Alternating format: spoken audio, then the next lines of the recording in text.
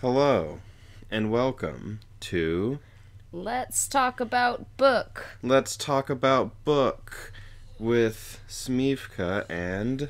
Strawberry. Yay! We came up with name. We came up with a name. Yeah, Yes. sure. We came up with a name. We have a name now. We have a name for the podcast. It's real. It's a thing now. It's real and it's a thing now.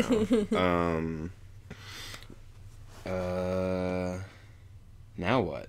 Now what? Do you want to do your notes first, or do you want to just... I think...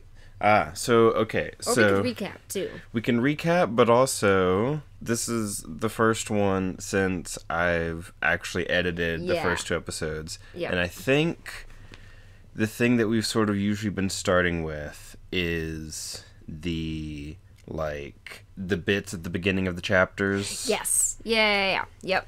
Yeah, we sort of go through those Yes.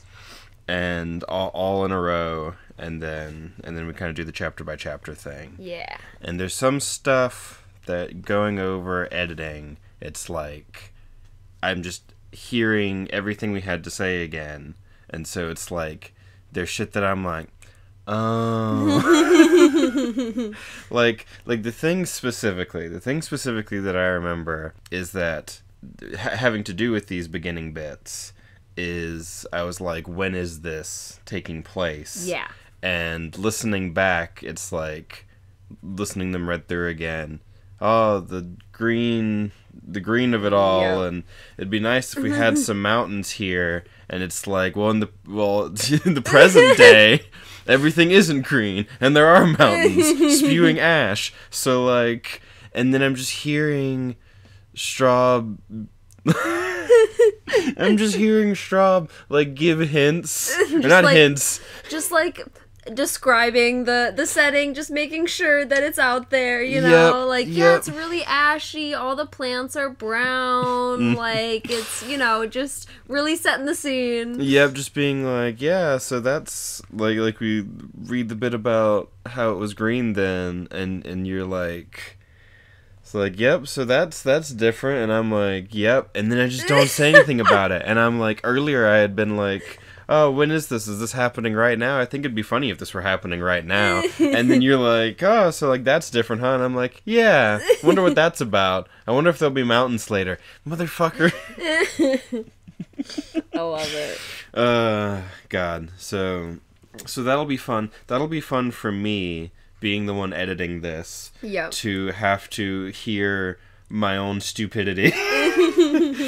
Just I get the second chance, it'll be and then we'll do another episode and I'll be this time. That's the fun part is and also hearing theories that are either right on or off or whatever. And also it's because when I'm going back and editing an earlier episode, because it's we recorded 2 episodes and then I'm going back and editing the first episode, so it's I have a little more context. Yeah, a little more context and knowledge, and so I'm that's funny that I said that, or oh, I see what you were hinting at, or whatever. And so that's interesting. And so depending on how many get recorded and then edited, and what the turnaround on that is, etc., etc. It's getting to go back with a little bit of future knowledge is fun.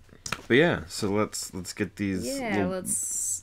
Fucking beginning bits. It's still thoughts with the Lord Ruler, but now, well, I won't get into it. I've heard more terrace men. Yeah.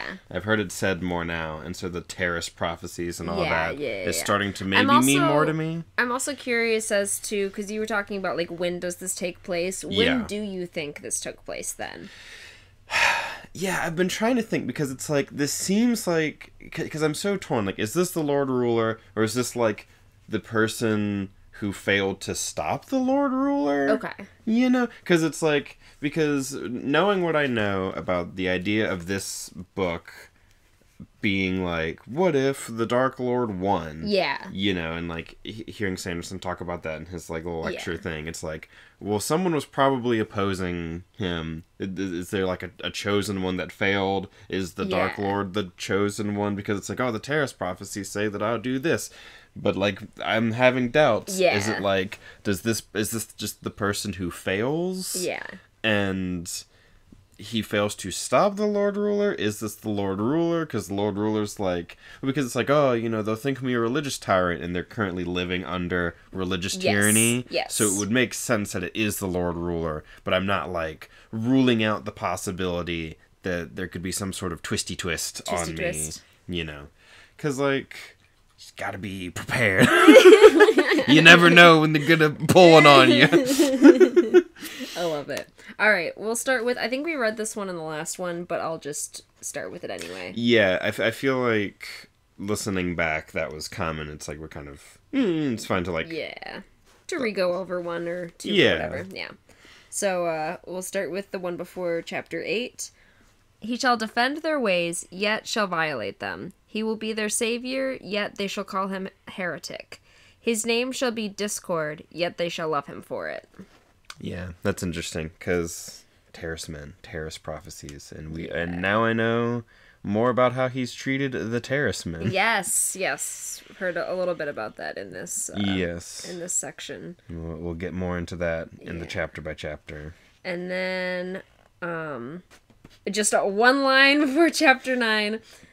In the end, I worry that my arrogance shall destroy us all. Yep, I liked...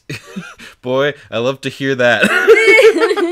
Just hearing that at the start of the chapter. Well, because we actually listened to these two chapters together. Yep, Chapter 8 and 9. Yeah, listen to them together, because like, you've already read it. Yeah. But I'm listening to the audiobook, and we actually listened to those together. And you're like, wait, was that all of it? Did we... Did we miss a piece? Nope, it's just one line. Just one line. Okay. It amazes me how many nations have united behind our purpose. There are still dissenters, of course, and some kingdoms, regretfully, have fallen to wars that I could not stop. Still, this general unity is glorious, even humbling, to contemplate. I wish that the nations of mankind hadn't required such a dire threat to make them see the value of peace and cooperation. Again, I always say it, Wheel of Time, but this time it makes me think of that one Aes Sedai lady who was like, I mean, there were some wars that still happened, but I stopped a few. Yeah. Who? One of the, like, diplomat ones. Like... Oh, yeah. Yeah, one of... Whichever Ajah that is, like, Grey or something. Yeah, Grey. It's one of the M-name ones. There's, like, a million. Yeah. It's not Marililla. It doesn't matter. This is not a Wheel Time podcast. No, exactly. It's fine. It's like... But yes, you know, it's like, listen, some wars, yeah, you can't stop them all. But we should be in charge of everything. Again, Wheel Time side. Well, in this case, I should be in charge of everything. Yeah. You couldn't stop all the wars, but I should still be in charge of everything. All right. Okay, so the next one. It seems Rashek represents a growing faction in Terrace culture. A large number of the youths think that their unusual powers should be used for more than field work, husbandry, and stone carving. They are rowdy, even violent, far different from the quiet, discerning Terrace philosophers and holy men that I have known. They will have to be watched carefully, these Terrace men. They could be very dangerous if given the opportunity and the motivation. Yeah. Unusual powers. Unusual powers. Unusual powers, you say? Uh-huh. We've heard very little hints in these 3 chapters of something. Because like talking to the terracemen that we meet in this section. Yes. Yeah, there's something I don't... Yeah. Well, because also, like, early on, in one of the earlier chapters, Kelsier is having, like, a little flashback to himself. He's remembering steel and iron. Yeah. Pushing and pulling and all that. And it's like, you're not some kind of northern mystic. You can't change how much you weigh. And I'm like, What does that mean? What does that mean? Oh, yeah. But if we're getting into chapter by chapter. Yeah. If we're going to start getting into it. I do have notes for chapter 8 that I wrote down. It's like, I have my little notebook that I write my notes in. but for some reason I only wrote notes for chapter 8. I was listening to the audiobook, I wrote the notes, and then I just stopped. At a certain point, I just stopped taking notes. I love it. I was too listening to it. You know? That reminds me of because one of my favorite first reader podcasts is The Wheel Takes, Allie and Gus. And that very much reminds me of Allie. She'll is like it's always like, do you have notes? And it's like she'll have like on like half of one chapter or whatever, and then like this and that or whatever. I was too into this chapter to take notes or whatever. Or this time Gus took notes for me because it was too big of a thing, and I had to stuff like that. It's fun. I like it. Yeah, because it's like, and what happened is we listened to the 2 chapters together, and then we didn't listen to the 3rd one, and then like the next day you went to work and I listened to the chapters again. I re-listened to them on my own, and I was like, I'm gonna take notes and stuff, and I did take notes for one chapter, for chapter 8. I love it. Yeah. Which, it's funny, because my first note is I'm still unclear on if you can push/pull multiple metals at once. Now I'm like, okay, you definitely can. You absolutely definitely can. It was just because he was like, if you make a tripod... Yes. It's like, because they've gone up the wall. Yeah. And then they're going to come down the other side. Like, Vin shoots up, and she's, like, balancing on the one coin. Yeah, and she's, like freaked out. Doesn't want to move at all. Yeah. And he like pulls her by her like belt buckle or something. Her like pouch of her coins. Pouch. Yeah, that's right. That's right. Yeah, because they keep. I'm sorry about the dog. We have a guest. Old buddy with us. Come on. What is it, buddy? You just want some love. You just want some pets is all. Just a quick puppy break. Yeah, a quick little puppy break.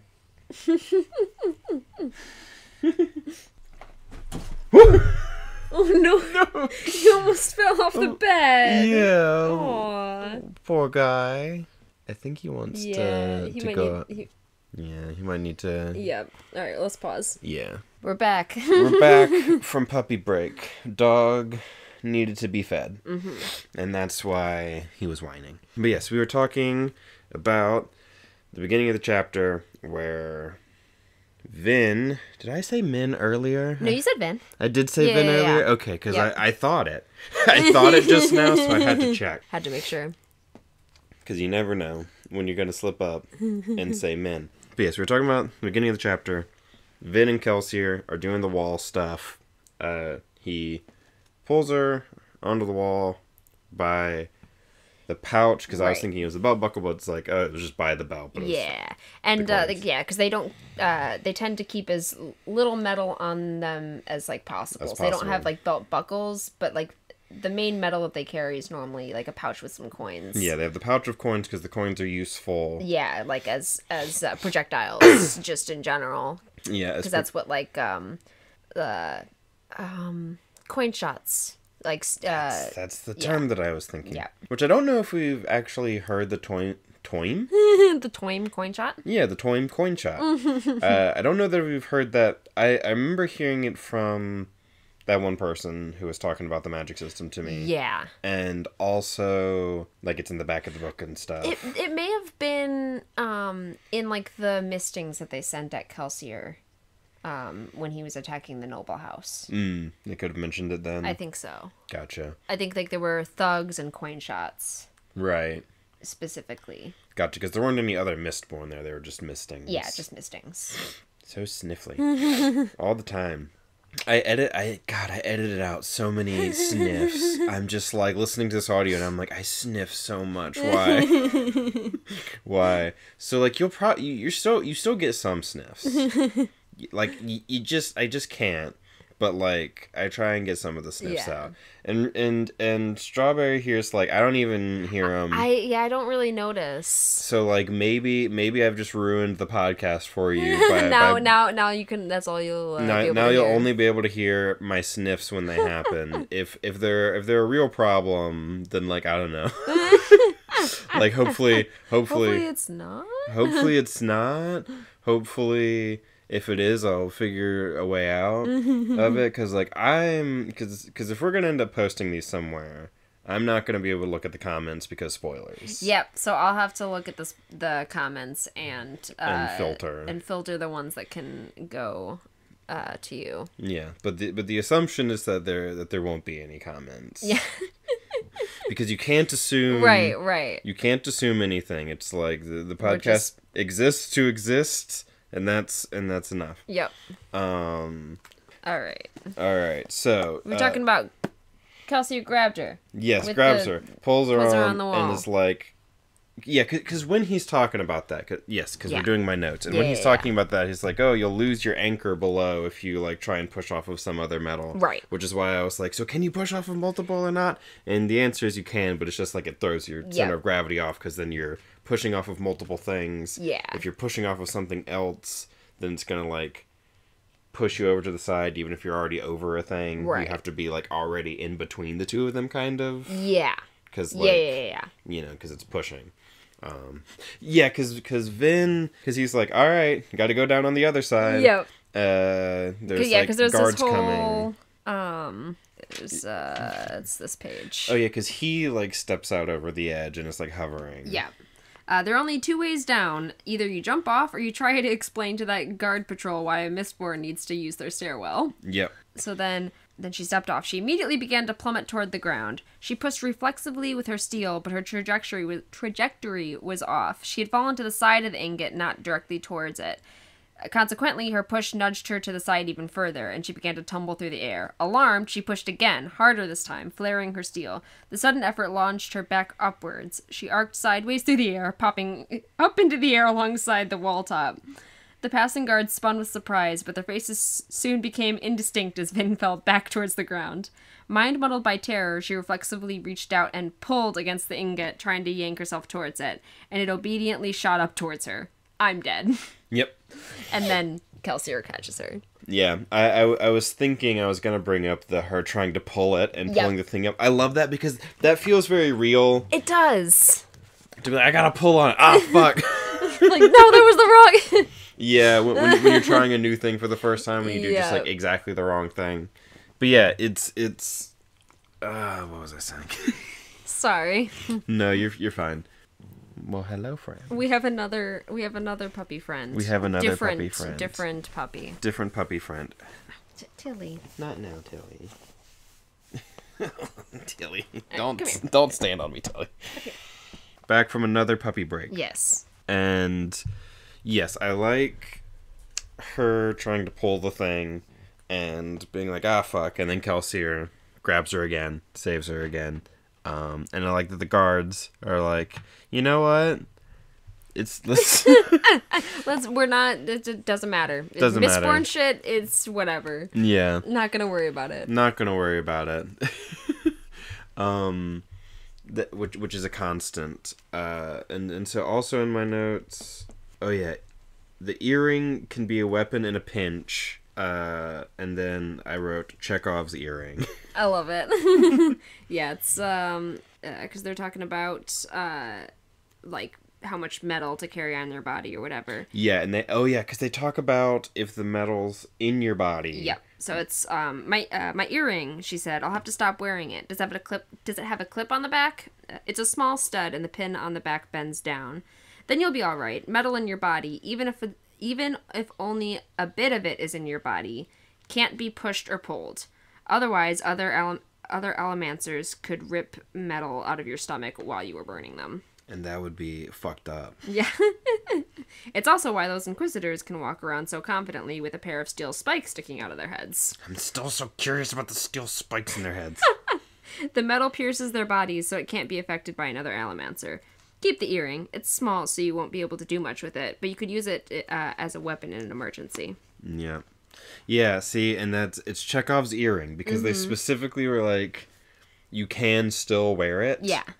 Like, the story wants her to still have the earring. Yeah. So, like, how it's gonna be important somehow. Yeah. Even if it doesn't actually end up being a weapon. But, like, that's sort of the implication. Because, like, oh, it can be a weapon in a pinch. And so I'm like, Chekhov's earring. You can't mention the earring in Act 1 unless the earring's gonna go off in Act 3. Yeah. Oh, yeah, and I have Reen kept them moving like he was running from something. Yes. That I also, I think, highlighted that. Yeah. What's he running from? The constant movement from city to city had been Reen's choice. He had been obsessive about never getting locked down. He usually got them places on canal boats run by underground crews, never staying in one place for more than a year. He had kept moving, always going, as if running from something. Yep. What you running from, Reen? I also have prediction. Prediction. Reen is a, quote, good brother, because he betrayed Rin to protect her from something somehow. Vin is going to learn to break the cycle by being genuinely good instead of Reen style good. Because she's always like, Reen taught me all these things, these lessons, and how the world really is. Yeah. And so it's like, Reen maybe had, like, quote, a good reason. Yeah. Or maybe even he didn't. But, like, I feel like he's going to come back, and, like, part of this is going to be about, like, Vin has to learn. Yeah. Because it's like we see... Because we have the conversation between her and Kelsier, where... where she talks about his brother. Yeah, about his brother and their relationship. Is that this chapter or the next one? Because it's when it's this chapter, but it's towards the end of it. Yeah, it's towards the end of the chapter because it's when they get to the carriage or whatever, the wagon or something. Yeah. And do they see the myth? The Mythwraith. The Mythwraith. I think yes, they do. They go and see the Mistwraith before this conversation. Before that conversation. But we can talk about this conversation first if you want. We can talk about that conversation, but I want to talk about the Mistwraith. Okay, let's talk about the Mistwraith. Because if the Mistwraith comes first, then I want to talk about the Mistwraith. Okay. Because I was always talking about the Mistwraith in the past episodes because I'm like, that's cool. And I knew it was like the next one. Yes. So I'm like, ha ha ha. Ha ha ha. And they're really cool. Yeah. They're so cool. And like... so the thing that I said to you whenever we were listening to it together was, I know that Brandon Sanderson is a big D&D fan, so I was like, wow, what a cool take on like the gelatinous cube. Yeah. On like because it's like it just makes me think of like some sort of ooze creature from D&D. Yeah, because it has like clear skin, and you can see its like bones and like organs and stuff. Yeah, and it like eats things and just sort of like it absorbs it into its body, and it becomes constructs a new part of it from basically that. off of that model. Yeah, and it's like it's got like the clear skin and muscle even, so you can see the bones and things, and so there's also like a human head on it. And so there's this one that they're looking at has like a deer head, a horse head, a human head, and some others. Yes, and it's like, oh yeah, a Mistwraith steals your face. It's like, there it is. Yeah, that's where it comes from. It's what she saw caused her to shiver, fascinated, revolted, and more than a little disturbed. The creature had smoky, translucent skin, and Vin could see its bones. It had dozens upon dozens of limbs. Each one looked as if it had come from a different animal. There were human hands, bovine hooves, canine haunches, and others she couldn't identify. The mismatched limbs let the creature walk, though it was more of a shamble. It crawled along slowly, moving like an awkward centipede. Many of the limbs, in fact, didn't look functional. They jutted from the creature's flesh in a twisted, unnatural fashion. Its body was bulbous and elongated. It wasn't just a blob, though. There was a strange logic to its form. It had a distinct skeletal structure, and squinting through tin-enhanced eyes, she thought she could make out translucent muscles and sinew wrapping around the bones. The creature flexed odd jumbles of muscles as it moved, and appeared to have a dozen different rib cages. Along the main body, arms and legs hung at unnerving angles. And heads, she counted 6. Despite this translucent skin, she could make out a horse head sitting beside that of a deer. Another head turned toward her, and she could see its human skull. The head sat atop a long spinal cord attached to some kind of animal torso, which was in turn attached to a jumble of strange bones. Yeah. It's crazy. Yeah. It's so cool. I was not expecting that to be what mist wraiths are. Yeah. But I'm so, I'm not disappointed that that's what they are. I was happy I was here when you were reading it, because it was fun. It was exciting. Yeah, it's exciting. It's like, it's so weird. Yeah, and then Kelsier says they can shape their skin around any skeletal structure and can recreate muscles and organs if they have a model to mimic. So then they're like scavengers, and they kind of like pick up corpses mostly and absorb them in. And then Vin asks, are they intelligent then? If they can split up a body and put the pieces where they want? Intelligent? Kelsier asked. No, not one this young. More instinctual than intelligent. In my notes, I have, no, not one this young. Excuse me, Kel, but I'd like you to elaborate on that one for me. What? Oh no, not one this young. Well, that implies something, Kel. Kel. You can't just no elaboration. You can't just say that, Cal. and be like, anyway, moving on. And then my next note is old Gemmel taught Cal allomancy. Yes.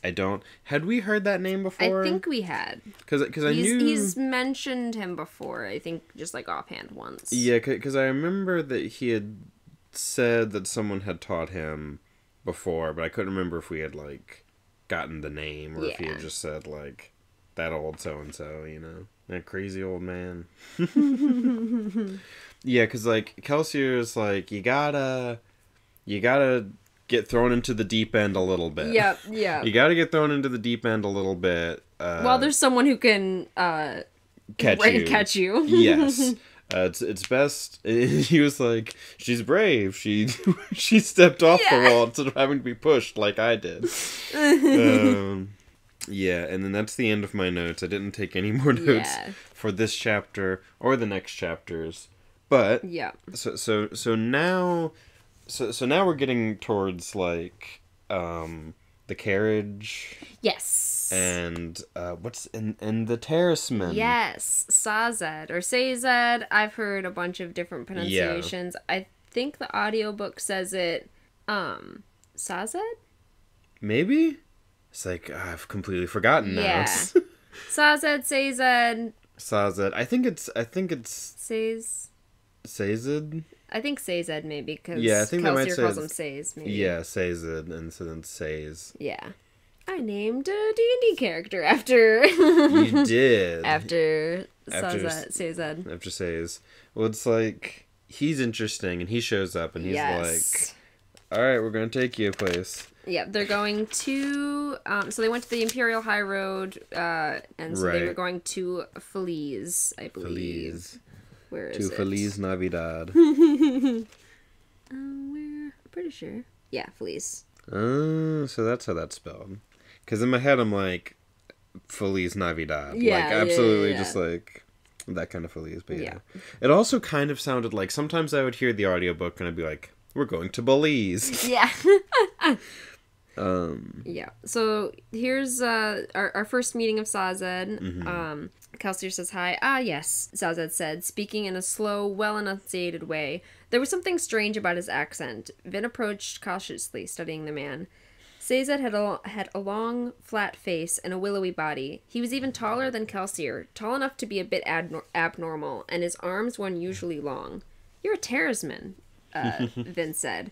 His earlobes had been stretched out, and the ears contained studs that ran around their perimeter.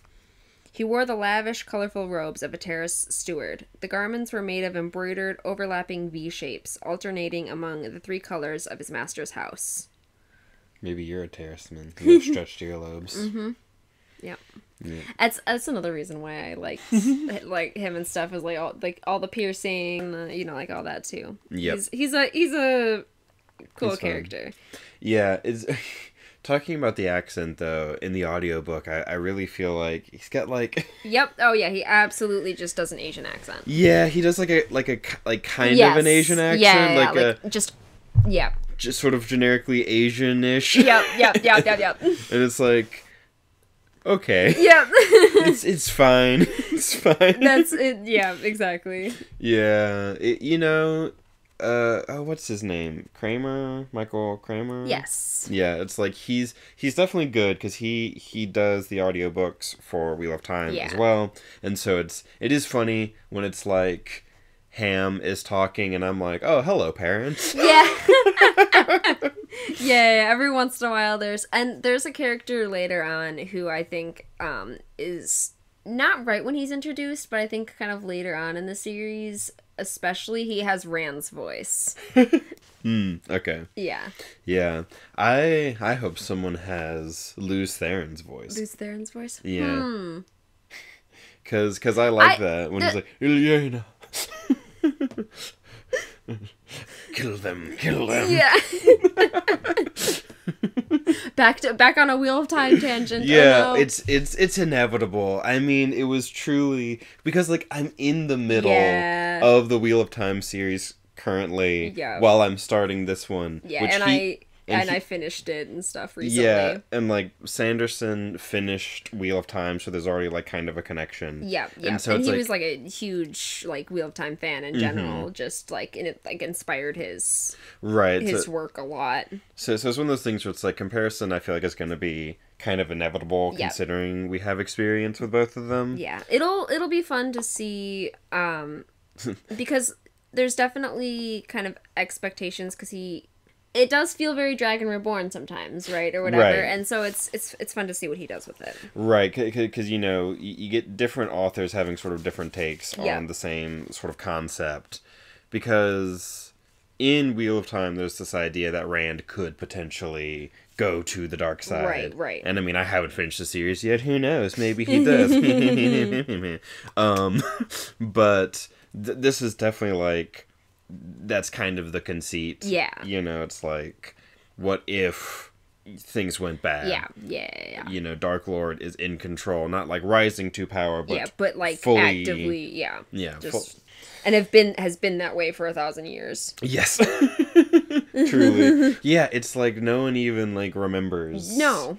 It's like there's things that are passed down that people like remember kind of. Right. And he's worked at like stamping out like, I mean, we hear in a little bit about like what he does like to the Terrace people and like all sorts of, Yeah, and like later when Saz is talking about that one religion, and it's like, oh, their day-night cycle was weird. Sometimes the days would be long and sometimes the nights would be long.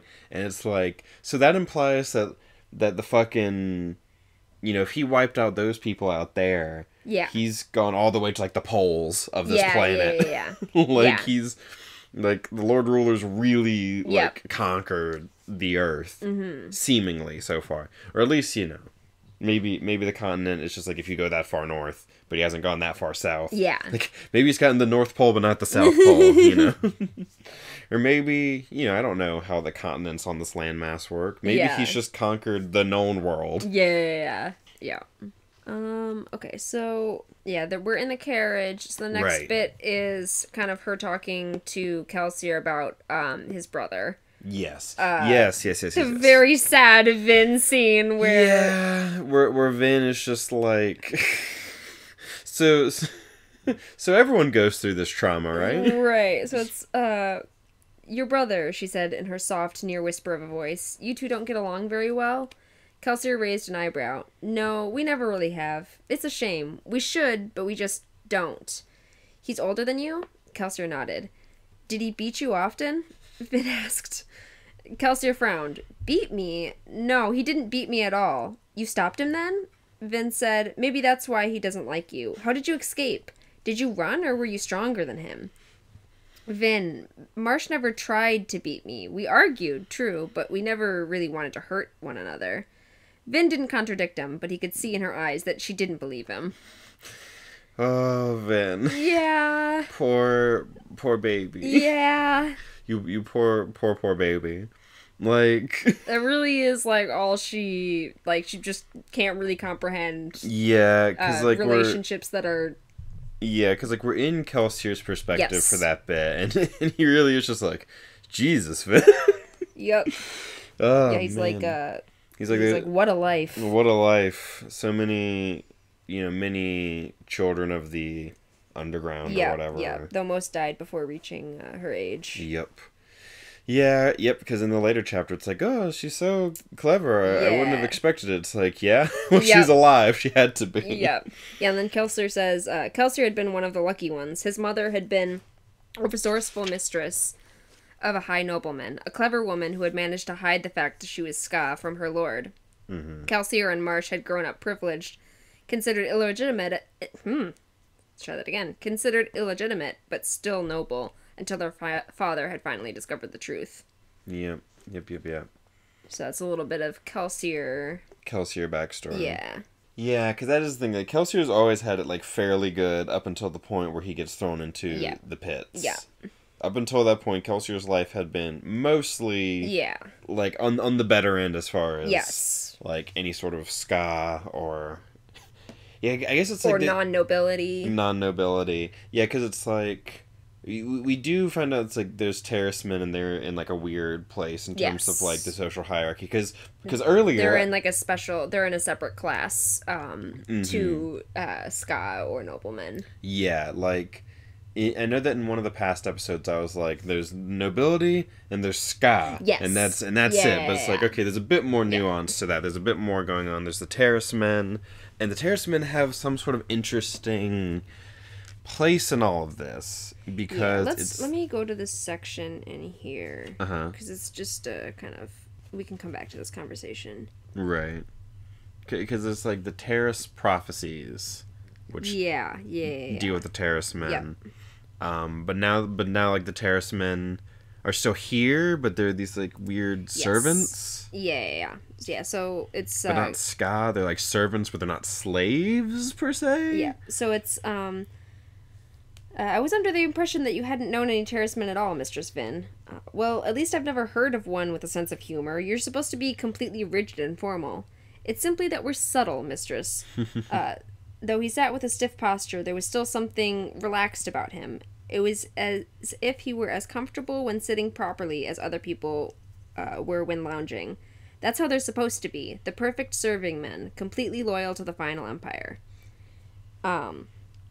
And then, how much does he... She's, like, wondering how much does he know. You mean, how did a terraceman steward end up as part of a rebellion intending to overthrow the final empire? And then, kind of how he got to... Mm-hmm. Oh, yes.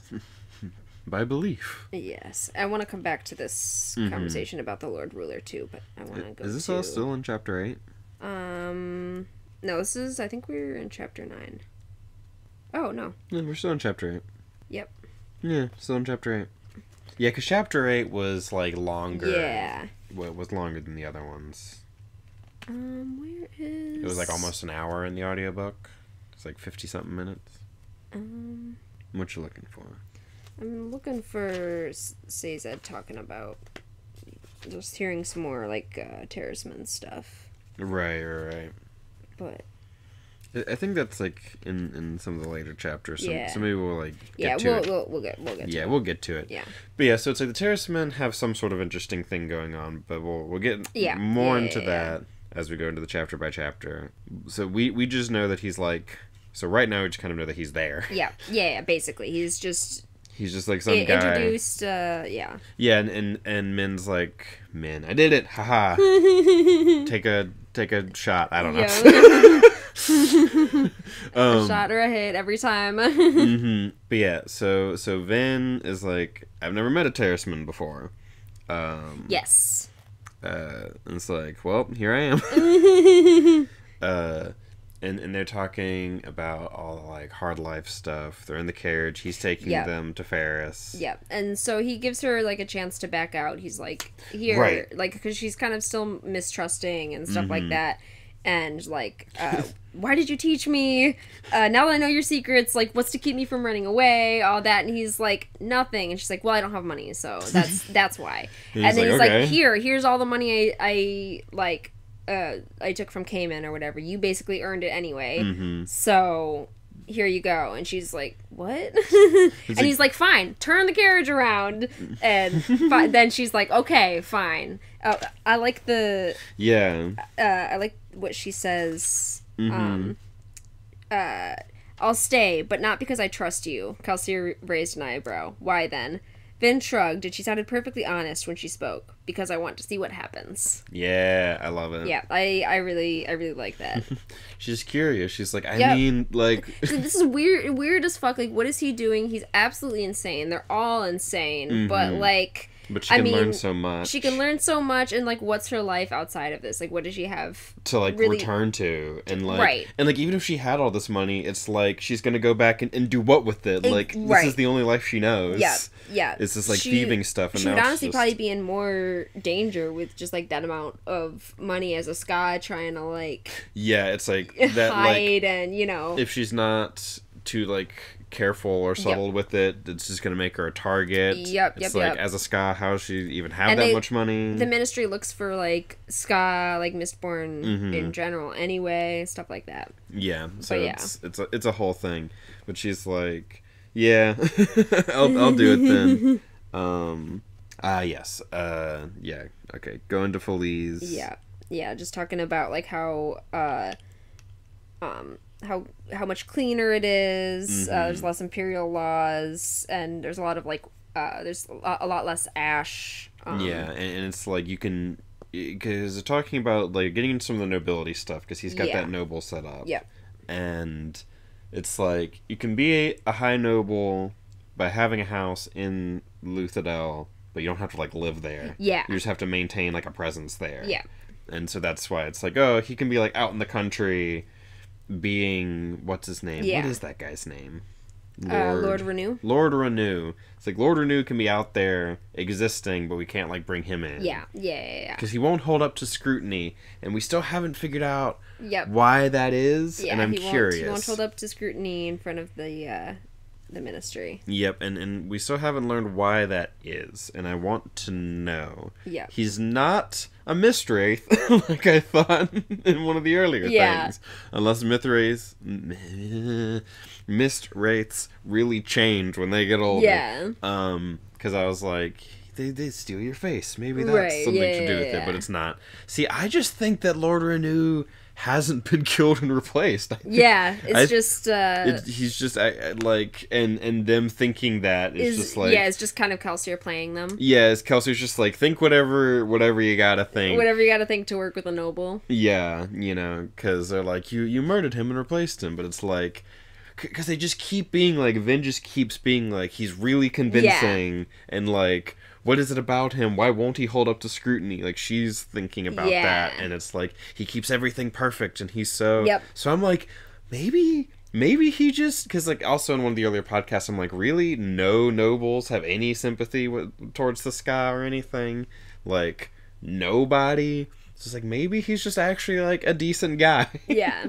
But also, it's like, would Kelsier even work with a noble? Right. Because he's so anti-noble. Yeah, there's, like, a line, I think, in, like, a later bit of the chapters that we did where he's, like... Yeah, talking about, like, killing nobles. He's like, my religion would be, like... Is there a religion about killing nobles? Yes. It's yes. like, no, maybe I should start it. Yeah. Something like that. Yeah.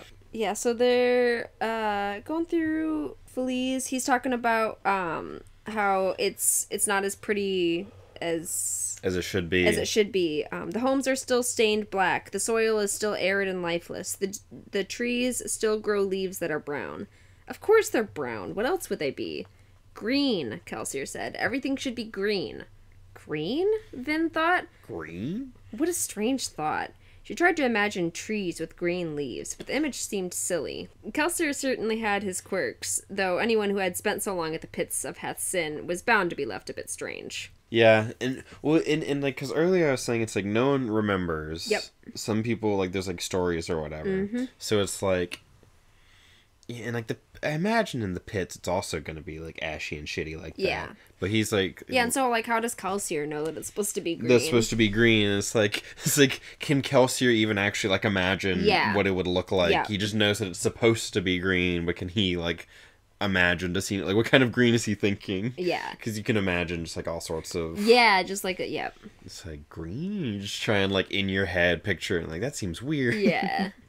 So then he also was like, before I forget, there's a couple more allomancy rules. Remember to burn away any unused metals you have inside you at the end of the night. Some of the metals we use can be poisonous if digested. It's best not to sleep with them in your stomach. Also, never try to burn a metal that isn't one of the 10. I warned you that impure metals and alloys can make you sick. Well, if you try to burn a metal that isn't allomantically sound at all, it could be deadly. Yeah, that's so fascinating to me. That you can... Yeah, you can burn it. Yeah, it's like you can try and burn other metals, and like, it's not just like, oh, nothing happens because it doesn't work. It's like, no, it's bad and can kill you. Yeah. Which is like... So it's just any metal you can try and do that with? That's crazy. Yeah, and like... What's up with that? Like, Yeah. Because it opens the door for there to be other metals. Yeah. That they just don't know about, you know? Yep. Yeah. Yep. And then, okay, so we're going into the mansion, and it's real clean. Yeah. Vin's like, I'm gonna get everything dirty. Yeah, yep. And she thinks Renew is so much better than Cayman at, like... being a noble. Being a noble. Because Cayman was too, like, full of himself, essentially. Yeah. And it's like, yeah, there are nobles who are, like, self-important and whatever, but most of them are just, like, more coolly confident. Yeah. They don't have to put it on, as it were. Yeah. And then Renew takes Kelsier side and's like, there's some matters of a delicate nature that I would discuss with you. And then leaves to talk to him, and Vin's kind of insecure about it. And she's like, why am I insecure about it? I shouldn't be. It's like, I shouldn't feel like I have any right to be included in these plans. Yeah, and then she realizes that the ska here were happy, and she had not seen that, and she was happy about that, and so she didn't feel as bad about how clean everything was. Right. Oh, and I like, it's like, you're thinking about the waste, all this, built at the hands of ska or whatever. And it's like, Vin's like, yeah, I understand. Vin's like, I've read Theory. Yeah. Yeah, I know Theory. I've heard about the revolution before. Because I imagine, because in my mind it's like, that's what the revolutionaries talk about. Yeah. Because Kelsier is like, well, yeah, partly, but also the beauty thing. It's yeah, like, yeah. For all this money, it should be beautiful and, wanting to, like, fix all this shit that the Lord Ruler did by making everything ash and whatnot, He has, like, similar but different goals, I imagine. Because I imagine the revolution, the Ska Rebellion, it's like, do they know the things that Kelsier knows about, like, it used to be green and there's things that the Lord Ruler, blah, blah, blah, blah. Yeah. Or are they just like, it's always been like this to an extent, but we want our freedom because shit sucks. Right. It seems like that's kind of more how it is, because I don't know if Eden really believes, like, Kelsier in that or anything. Yeah, Kelsier's shit, you know, because everyone's just like... Yeah, you're kind of crazy since you came back from the pits, Kelsier. Yeah, like, I mean, you do good work. You are crazy, but... You're a little crazy, but you were always kind of a little crazy, weren't you? Right. And, like, I mean, of course the pits would make you, like, a little more crazy. So, I mean, it's just what we deal with. Yeah, it's just like, oh, Kelsier. And like, she's left with Saz. Yes, yeah. So then we... who's a lot of fun. Yeah, so then we get, like, our first kind of longer interaction with him. He's kind of looming over her, like, purposefully. And then she goes, I can't eat like this, she finally thought with frustration. Could you not stand over my shoulder like that? Sazed nodded. He took 2 steps forward so that he stood next to her chair rather than behind it. He adopted the same stiff posture, looming above her exactly as he had before. Vin frowned in annoyance, then noticed the smile on Sazed's lips. He glanced down at her, eyes twinkling at his joke. Then he walked over and seated himself in the chair beside hers. I love it. That's such a cute interaction. Yeah. Just like his little joke and him being like, heh. And then it goes into like they're supposed to be like the loyal, like serving, you know, all of that. It's like, but what about my stereotypes about Asian people? Because it's like I can see why you went with that for your accent, because I can see how you can map those sorts of stereotypes about Asian people onto the ones about terrorist men. In a way. Yeah. You know, it's like, and they're very like kind of like monk type of, you know, and he's got the whole like spiritual religious kind of thing going on. Yeah. But it is still just like when you hear it in the audiobook, it's a little bit like it's a little okay. You know, a little on the nose, I guess. Yeah. So just sort of generic Asian accent. It's like, well, okay. So then he it's a fantasy accent. Don't worry about it. Then he talks about like belief or whatever, like how he like why he does what he does or whatever. And so he's like, I got there because of belief. And so he asks her like what she believes. She says, I don't know. People often say that, but I find that it is rarely true. Do you believe in the final empire? I believe that it is strong, Vin said. Immortal? Vin shrugged. It has been so far. And the Lord Ruler? Is he the ascended avatar of God? Do you believe that he, as the ministry teaches, is a sliver of infinity? I've never thought about it before. And then, perhaps you should. If upon examination you find that the ministry's teachings do not suit you, then I would be pleased to offer you an alternative. What alternative? That depends. The right belief is like a good cloak, I think. If it fits you well, it keeps you warm and safe. The wrong fit, however, can suffocate. So yeah, it's interesting. Sazed's view on religion. On religion and such. And yeah, so then they talk about like kind of complications in like it can't be Vin, it needed to be a guy, and blah blah blah. But then they got it fixed or because it's interesting, you know. It's like all the stuff about it couldn't be like his heir, but it could be like a cousin, like an unmarried like scion or whatever. Yeah, it's like, oh, we could have her play your heir, and it's like, no, there'd be so many. Well, it's like I like it. Because he does say that, like, the stuff is forged. Yeah. House Renew's, like, forged family lines. Yeah. Which makes it seem like... It's not that they've, like, even taken over an existing royal house. They've just, like, almost fabricated a new one. Yeah. Unless it's just, like, this is just how royals do. Yeah, They fabricate shit, and they lie, and they, like... Because that's just, like, an interesting little detail... to have like, oh yeah, our fake records for things. Yeah. You know, it's like we can send, but like if they try and like actually look for her shit. Yeah. You know, then you'll come up. They'll find out like if we try and get her the heir to be heir, should we put under too much scrutiny? Right. And they'll figure out that it's all fake. That like stuff's been forged. Yeah. And it's like, what stuff are you forging? Like, what's your deal, Lord Renew? Yeah. Like, I don't know. I want to find out what... Because something's going on here. Yeah. Why won't he stand up to scrutiny? Yeah. Did Kelsier actually kill a noble and have him replaced with someone? Yeah. How can he, like... Because Kelsier's also like, I bought this place. Mm-hmm. Yeah. So it's like, how and why and what?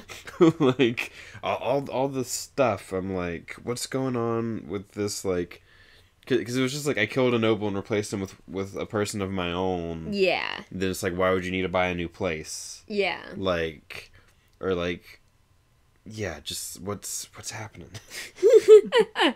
How does it all fit together? I love it. But yeah, so they're like... You can't be the heir, because also there'd be, like, other legitimate heirs that it could be in the that renewed would be, line. like, before her. So it's like she's gonna just be like, oh, like a cousin who, like, oh, I have some cousins who are like, bring our daughter to court, introduce her to court, Right. and so that'll be like, instead of having to say no, I can't come, I can send my little socialite cousin to go hang out with y'all, and you can go and be like wide-eyed and curious and not raise too much attention. Yeah, but you'll still be yeah, it's like you won't be. It's like it's like you will draw attention because you're new. Yes, but you can just be like, what was it, like Sazet said something like, acknowledged and then disregarded or something like that. Just sort of be like, wow, I've never been to court before, and I'm here to get married off for political reasons. Yep. Isn't this crazy? La-di-da-di-da. Yep, and, like, country, so she's not been, like... as well, sort of, like, mannered. Yeah, and, like... But still has to have some level of, like, formal understanding of the social etiquette and shit like that, She's... it is funny, because we watched Sanderson's, like, lectures... Some of them. Yeah. And he talks about how it's like, it's Ocean's 11 meets My Fair Lady. Yeah. And it's like, okay, yeah. This, I can see the My Fair Lady. Yeah, starting to develop here. Yeah, but of course, in My Fair Lady, I haven't seen the whole thing, but I remember in linguistics classes, they like to talk about it. Because it's like, she has to learn to speak proper. And, like, not be Cockney. Yeah. And so there's, like, this whole thing about, like... Because it's like, she goes to this formal event, and she's like, yes, she's speaking formally, but she's talking about things that are unhinged. She's like, it's like, yes, my such and such went to prison for the... and it's just like, no, don't talk about that. It's like, learning on some level how to speak proper, but not actually... learning all this stuff, so it's like I can't wait for like Vin to be thrown into a social circumstance and like know what she's supposed to do intellectually, but then actually have to like improv. Vin does improv. Yes and Vin, yes and right. And they're talking about like that they're in like a week is her first event, basically. Yeah, and they've been there for like a little bit of time. Yeah. Well, when part 2 starts. They've been there for a little bit, like doing some training and stuff. Yeah, both with Allomancy, and Mistborn training, and like Noble training. Yes. Yep. Yeah. So what's left here in chapter 8? There's I like this just little line. I just saw it too, of which would so it's however, she wouldn't draw much attention. She would be of low status, not to mention somewhat rural, which would explain why she's a bit less refined than other court members, Kelsier said. No offense, Vin. Vin looked up from hiding a piece of napkin-wrapped bread in her shirt pocket. Why would I be offended? Yep. Vin stuffing breadsticks in her purse. Yeah. Why would I be offended? I love that line. I do too. I do just love imagining Vin stealing breadsticks.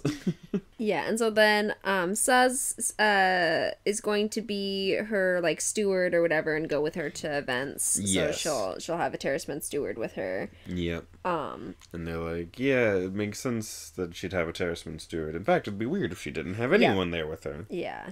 And Saz is very proper and stuff. They say it's like, oh, I know noblemen who aren't as good at etiquette as you or whatever. So he'll be there to like help. When Vin's dying in the improv scene, Saz can step in and be like, well, here. Well, Yeah. So there's also a little bit more of Renew of Kelsier saying Renew's words in private, however, were of a personal nature. He's a marvelous actor, but he feels quite uncomfortable with people knowing the specifics of how he took Lord Renew's place. I promise you, nothing we discussed has any bearing on your part of the plan. Yeah, it's like, what's up with that? Like, Yeah. he like, because there's secrets about it. Yeah. You know, and so, Yeah. like, I want to know the secrets. You want to know the secrets. I want to know the secrets. That would be a Sanderson special.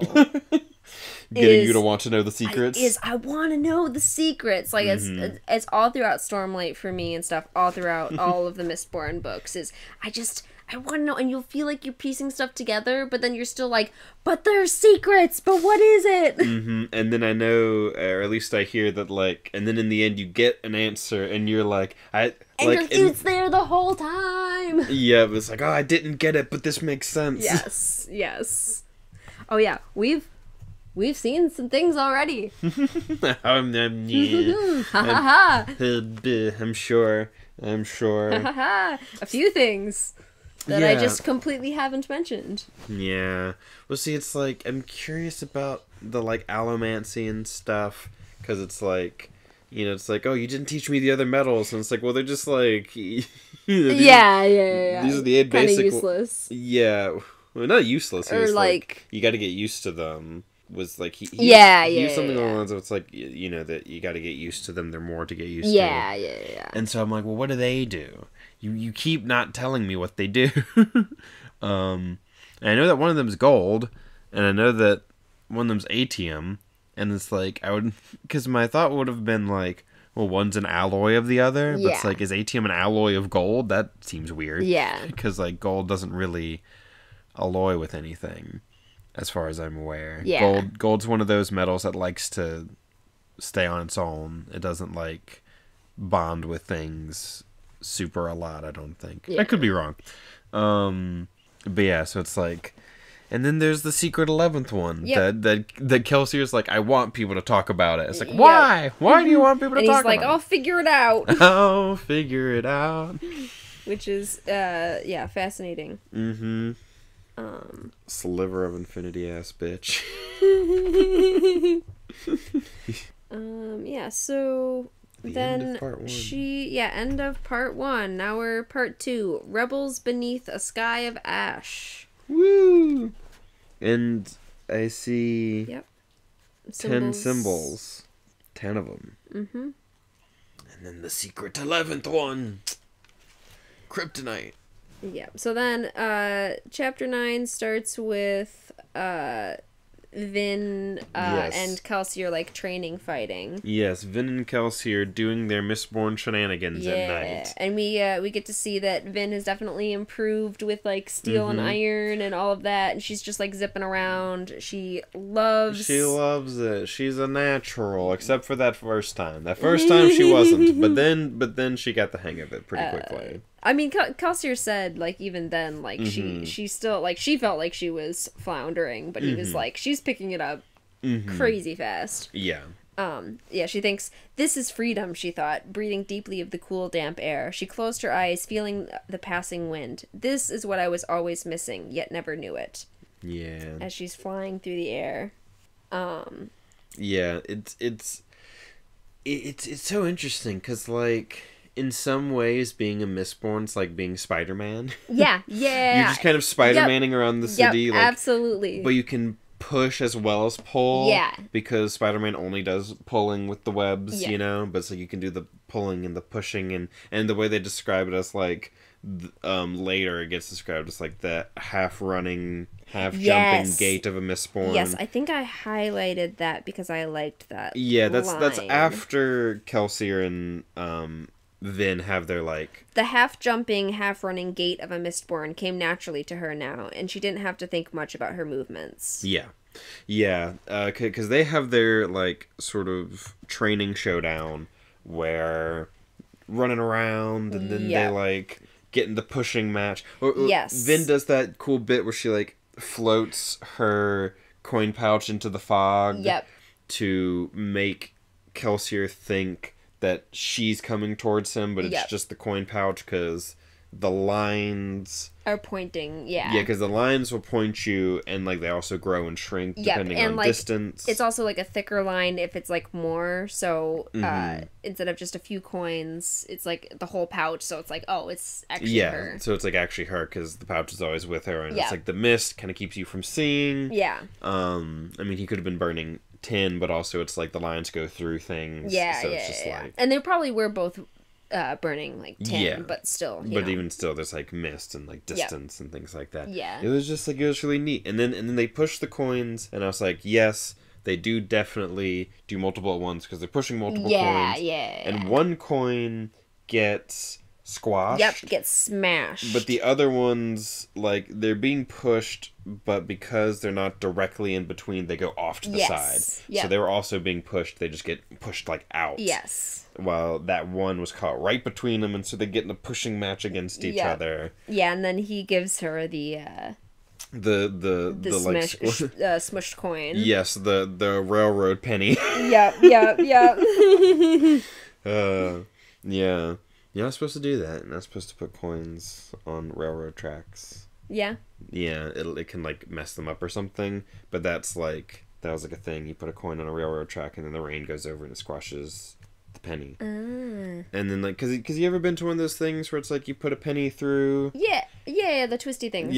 My mom, she like collects them every like touristy thing or you know, anything like that. She always gets a few of them. It's like it's the same sort of thing, except you're just putting it on a railroad track, because like that's where it like comes from. Got you. As far as I know, that's like what I remember hearing. It's that like it comes from that, and they're like, realize that. that can like fuck up the train, so don't do that. And then like you have, you know, the cranks and whatnot, which are interesting. But so it got like the squash coin from that, because she was like, they're in a pushing match. She gets pushed up against a tree, and then she's pushing, and she flares her pewter so that she can really withstand it. And then she's annoyed that she gets like thrown through or whatever. Like it's you're Vin. When I think of Vin, I just picture like you. It's so true. She's like tiny and like just short and tiny in general, and very like short Heidi. And tiny and wants to fight. And Heidi. Like, I don't want to lose. I'm gonna win this. Fuck you. I'm just like, it's Strawberry, and the short hair. I mean, I think yours is probably. I'm sure mine's shorter. Is shorter. I've got basically a buzz. So it's just like, whoa. Just like a little fuzz. Little green fuzzball. Zorro. I was Zorro for Halloween. But, so I just imagine... So when I'm thinking of Vin, I often just, like, basically am picturing you. I love it.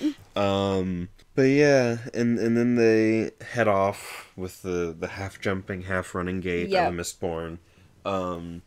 And it's nice. It's so nice to see Vin actually like having fun. And enjoying herself. Because she's like, oh, this is what it's like. It's so good. And then Kelsier thinks at one point too, I think this is later on, he's like talking to someone, he's like surprised at how strong like her like pushing was. He's like talking to Sazed, I think. It was Sazed. Let's we can wait till we get there. He goes off to do like another raid. Right. I saw one thing that you had highlighted that I did like, which is I know it's instinctual, Vin, but you don't have to put your hands forward when you push, nor do you have to drop what you're holding. Because she dropped her glass daggers and pushed with her hands. It's like you don't have to do that. I love that. I don't know, because again, it feels real. It's like, I gotta push. Like, you don't actually have to use your hand. Nice job with the pouch. Nice good. Yep, nice good. Nice good with the pouch. Nice good with the pouch. It feels like one of those like weird localization things. Nice good. Nice job with the pouch, Kelsier said. You had me for a moment. For all the good it did, Ben grumbled. That's what it was. Yeah. You've only been doing this for a few months, Vin, he said lightly. All things considered, your progress is fantastic. I would, however, recommend that you avoid pushing matches with people who weigh more than you. He eyed Vin's short figure and thin frame, which probably means avoiding them with pretty much everybody. Yeah, that's part of what made me think of you. Yeah. Vin's side. Yeah. And then there's another bit of her thinking. The mists, the night prowling, it all felt right to her. She was not worried about mastering allomancy in time to help Kelsier against enemy Mistborn. It was her other part of the plan that worried her. Yeah. I do wonder about the mists.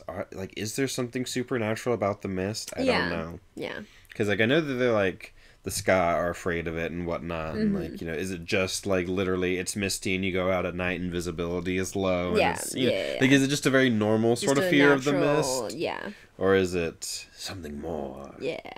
And then there's also a little bit where she thinks, she, goes to grab the pouch that Kelsier left, because she's like, I can't waste money like that. Yeah, she's like, I feel bad even just, using coins to push myself. Yeah, so she honestly doesn't really use coins much to jump. She uses other metal in the buildings. Yeah, because she's, pulling on, window latches and things like that. And then, more, back at the mansion. That's how Renew his spell. Okay. Oh, and then someone, the hairdresser, calls Sazed Master Vought, and Sazed nodded. Vought was apparently the proper title for a terraceman steward. Not quite Ska, but definitely not nobleman. The terracemen held a strange place in Imperial society. Yeah, and I would like to know more about what place they hold, because it's they're stewards. They're servants of a sort, but they're not Ska laborers, I guess. Yeah. But they're also because we also find out that some sects of them were hunted down. Yeah. Okay, so it's over here. Maybe we should wait to talk about the keepers till we talk a little bit more about this conversation. Yeah, I think because it kind of leads into the keepers, which is who they hunted. Mm-hmm. Oh yeah, just a funny line of, she found it unnerving to sit docilely while someone worked with shears so close to her head, but there was no getting around it. Yeah. Getting her hair cut. Yeah, more Vin paranoia. Yeah. So then, Sazed and Vin are there. What? Vin asked, eyeing Sazed, who was regarding her with a curious look. The terraceman nodded his head slightly with respect. I was wondering if you might listen to another proposal. Yes. I think I have the perfect religion for you. Sazed said, his normally stoic face revealing a glimmer of eagerness. It's called Trelligism, after the god Trell. Trell was worshipped by a group known as the Nelazans. There we go. Nelazans, a people who lived far to the north. In their land, the day and night cycle was quite odd. During some months of the year, it was dark for most of the day. During the summer, however, it only grew dark for a few hours at a time. They believed that there was beauty in darkness and that the daylight was more profane. They saw the stars as the thousand eyes of Trell watching them. The sun was the single jealous eye of Trell's brother Nalt. Since Nalt only had one eye, he made it blaze so brightly to outshine his brother.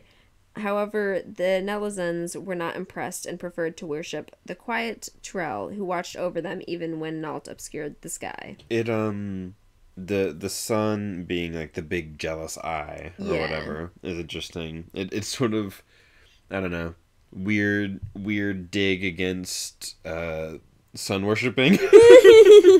To be the sun god. Yeah, fuck you. You're not as good as the stars, though. Not as good as the stars. You're so full of yourself. Oh, what? You want the whole sky to yourself, asshole? Yeah. And I don't know. I can see, it's one of those things where I can see how if you're I'm the Lord Ruler in the sliver of infinity, I'm the one guy who's big and cool. Yeah. How these Trell folks would be fuck you. We hate that sort of thing. And then, it really is a good religion, Mistress Vin, Sazed said. Very gentle, yet very powerful. Mm-hmm. And they were talking about, they mapped the entire night sky, counting and placing every major star. Their ways suit you, especially their preference of the night. I can tell you more if you wish. And then, I shall have to consider it some more. Consider it some more? That's the 5th religion you've tried to convert me to, Saz. How many more can there be? 562. Or at least that's the number of belief systems I know. There are likely and unfortunately others that have passed from this world without leaving traces for my people to collect. And you have all these religions memorized? As much as possible. Their prayers, their beliefs, their mythologies, many are quite similar, break-offs or sects of one another. Even still, how can you remember all of that? I have methods, Sazed said. Are they magical methods, or are they just normal methods? Because terracemen and their crazy things that they can do or whatever. And then, I wrote them down. My methods is that I wrote them down. I love it. So then, but what's the point? The answer should be obvious, I think. People are valuable, Mistress Vin, and so, therefore, are their beliefs. Since the Ascension, 1,000 years ago, so many beliefs have disappeared. 1,000 years ago, Jesus. Mm-hmm. It's just a long time. I mean, like, Yep. what was, like, in the year, like, 1,000, like, 1,090 something, it's when, like, the Normans are conquering England or whatever. Yeah. Like, it's just, like, and for one person to have been ruling from, For like, 1,000, yes. from, like, then till now. Yes. Like, Yep.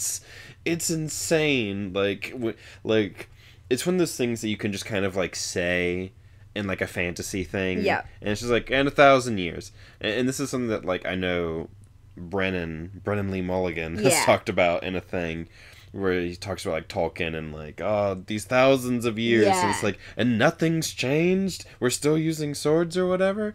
But, like, this isn't quite like, oh, we're still just using swords. It's like it seems like there's some level of... Yeah. And we do see, like, that he actively squashes things. Like, yes. So yeah. He's actively... like, keeping things a certain way. Right, right. And just with the amount of... Because do they talk about, like, factories, like, factory work? Yeah, there is some factory work. Yeah, so it's like there is some, like, industrial... Yeah, absolutely. Like, there is industrialization in this world, but it is also, like, you know, someone keeping a particular social order for that long. Yes. You know, it's like, and it feels like, you know... Like, and there has been, like, some small uprisings and stuff, but, like... Right, and it's just one of those things where, like, because Sanderson cares so much about world building, the fact that it's been 1,000 years isn't just, like, flavor to the fact that, like, oh, and then for 10,000 years it was whatever. It's like, no, like, 1,000 years of this one guy. And we can see his fingerprints everywhere. Like, we can see, you know, it's like what his rule has done. It's like he is, I mean, because it's like I keep saying, like, you know, I'm comparing him to, like, Rand and all these sorts of things, but really it's like he's the Messiah. You know, it's like the Messiah is supposed to, like, he's the God King. Yeah, he's the God King. He is the, you know, it's like, and, like, actually he's been here for 1,000 years. Like you can't argue with that. Right, that's like with Vin, she's like, I don't know, it's been like this for... You know, it's like I was watching, there's, like, this YouTube channel, Esoterica, and he was talking about, like, because, like, he's Jewish, I believe, and and when I said he believed, like, he wears a yarmulke and, like, in his videos and stuff, I've seen him. Like, and he's talked about being Jewish and stuff, and he talks about, like, you know, it's like people who've claimed to be the Messiah, and it's like, well, according to this and the other thing, the Messiah's got to live for at least 1,000 years. So, like, if you haven't done that, sorry, but you're not the Messiah. And then so that's part of why I think about it. It's like no, like the signs, like he's actually. Do you believe that he's a sliver of infinity? Well, I mean, he's been alive for 1,000 years, so, like, so far evidence points to yes. Right. And which, you know, and we get into that a bit later, whenever we're, like, Ham starts philosophizing. Yes. You know, it's like, no, but, like, actually he is maybe kind of God. Yeah, or, like, so, a like, part are of God. we, like... Like, is this bad? Should we be doing this? It's very interesting. Yeah, so there's a bit of just talking about the Lord Ruler wiping out like other like religions and stuff like that. Yep, because it's also it's it's an exclusivistic religion. Yes. No gods before the Lord Ruler. Yes. And then it's you mean you're trying to get me to believe in religions that have been dead for 1,000 years? Sazed nodded. Is everyone involved with Kelsier insane? Yeah. Sazed is like, have you tried neo-paganism? Yeah. So then there's another kind of what his goal is this sentence here. I do not know if Master Kelsier will be the one who finally brings its end, but that end will come. The final empanada. The final empanada. God. The final empanada. Oh no. Let's try that again. The final empire cannot last forever, Sazed said quietly. I do not know if Master Kelsier will be the one who finally brings its end, but that end will come. And when it does, when the Steel Ministry no longer holds sway, men will wish to return to the beliefs of their fathers. On that day, they will look to the Keepers, and on that day, we shall return to mankind his forgotten truths. Yeah, that's fun. Yep. And so, basically, that's the Terrorsmen that he's specifically been hunting is the Keepers. And the Keepers. And there's not many like him, but enough to pass the truths on to the next generation. Crazy. Yep. It kind of reminds me of how Japan had that whole thing where it's like we've scoured the country, getting down all of our folk beliefs. Yeah. It's where you get all those like lists of like yokai and stuff, you know? It's like we've rigorously we decided to go rigorously write down all of our like folk beliefs. Which is so interesting. Yeah. Because it's like you don't really, because you get like the Brothers Grimm went out are like, we're gonna go do this for like German fairy tales and stuff. Like, you know, the Brothers Grimm were like, we're just gonna go interview a bunch of people and get their like, you know, their fairy stories and whatnot, which is like crazy to think about. It's like, like when you read the Brothers Grimm fairy tales, it's like, no, these were actual just like stories that people were telling to their kids and stuff. And you get some of that, like these things obviously get recorded, but Japan being like, we're gonna send people out like as a government to go like record all this stuff for like weird reasons of it's like all this scientific stuff is going on and we're gonna be rigorous and scientific about our culture to like legitimize our stuff. It's fascinating. And then this kind of reminds you that's like we're gonna go out, we're gonna like categorize, not even categorize per se, but just like we're gonna record all these religions and like hold on to them and like record these truths. That's interesting. It's like we're an order, because it's not like the order itself is particularly like religious, I guess. You know, but it's almost like we're a religious order of preserving other people's religions. Yeah. Makes me also kind of think of Critical Role and like Ayun. Yes. Like the Cobalt Soul. Yes. That like Bo was a part of. When we were watching Campaign 2, like Cobalt Soul stuff, I was thinking about the Keepers. Yeah. Yeah. That's funny. So when you said it, I was like, absolutely. Yeah. That's funny. This whole time. Yeah. Yeah. Finally you can. I think that was like probably one of the things that I like mentioned. Like when we were watching it, that I was like, ooh, that reminds me of a thing, but it didn't say what it was. Yeah, either you didn't say what it was, or I just like don't remember because it was so long ago. It's just like, I'm gonna say a thing and it's not gonna mean anything to you. Exactly. And normally I do that, like I'll like wait a few minutes like to even mention it so that it's not even connected with the thing that reminded me of it. Yep. Yeah. Or you'll just be like, I'm just gonna say this thing. Yep. And then I'll leave you there. And then just no further explanation. Or like I'll say something and you'll just be like, that's anyway. Just like, I'm like, curse you. I love it. Alright, so they're just kind of talking about getting her ready to go to Noble stuff. Training, and Kelsier's talking to Sazed. And Sazed suggests that Vin go and train with the other Mistings. Yes, they're specialized in their areas. Yeah, in their particular metals, their fields of expertise. Yeah. I was thinking about this earlier. Yeah, that's very fun. I like her going and being like, gonna go train with them. Because, and they talk about this, it's like, yeah, Kelsier is also new to being a Mistborn. Right. So, like, he knows how to do all the metals, but he doesn't have as much experience in any one of the metals as any of these mistings are going to be.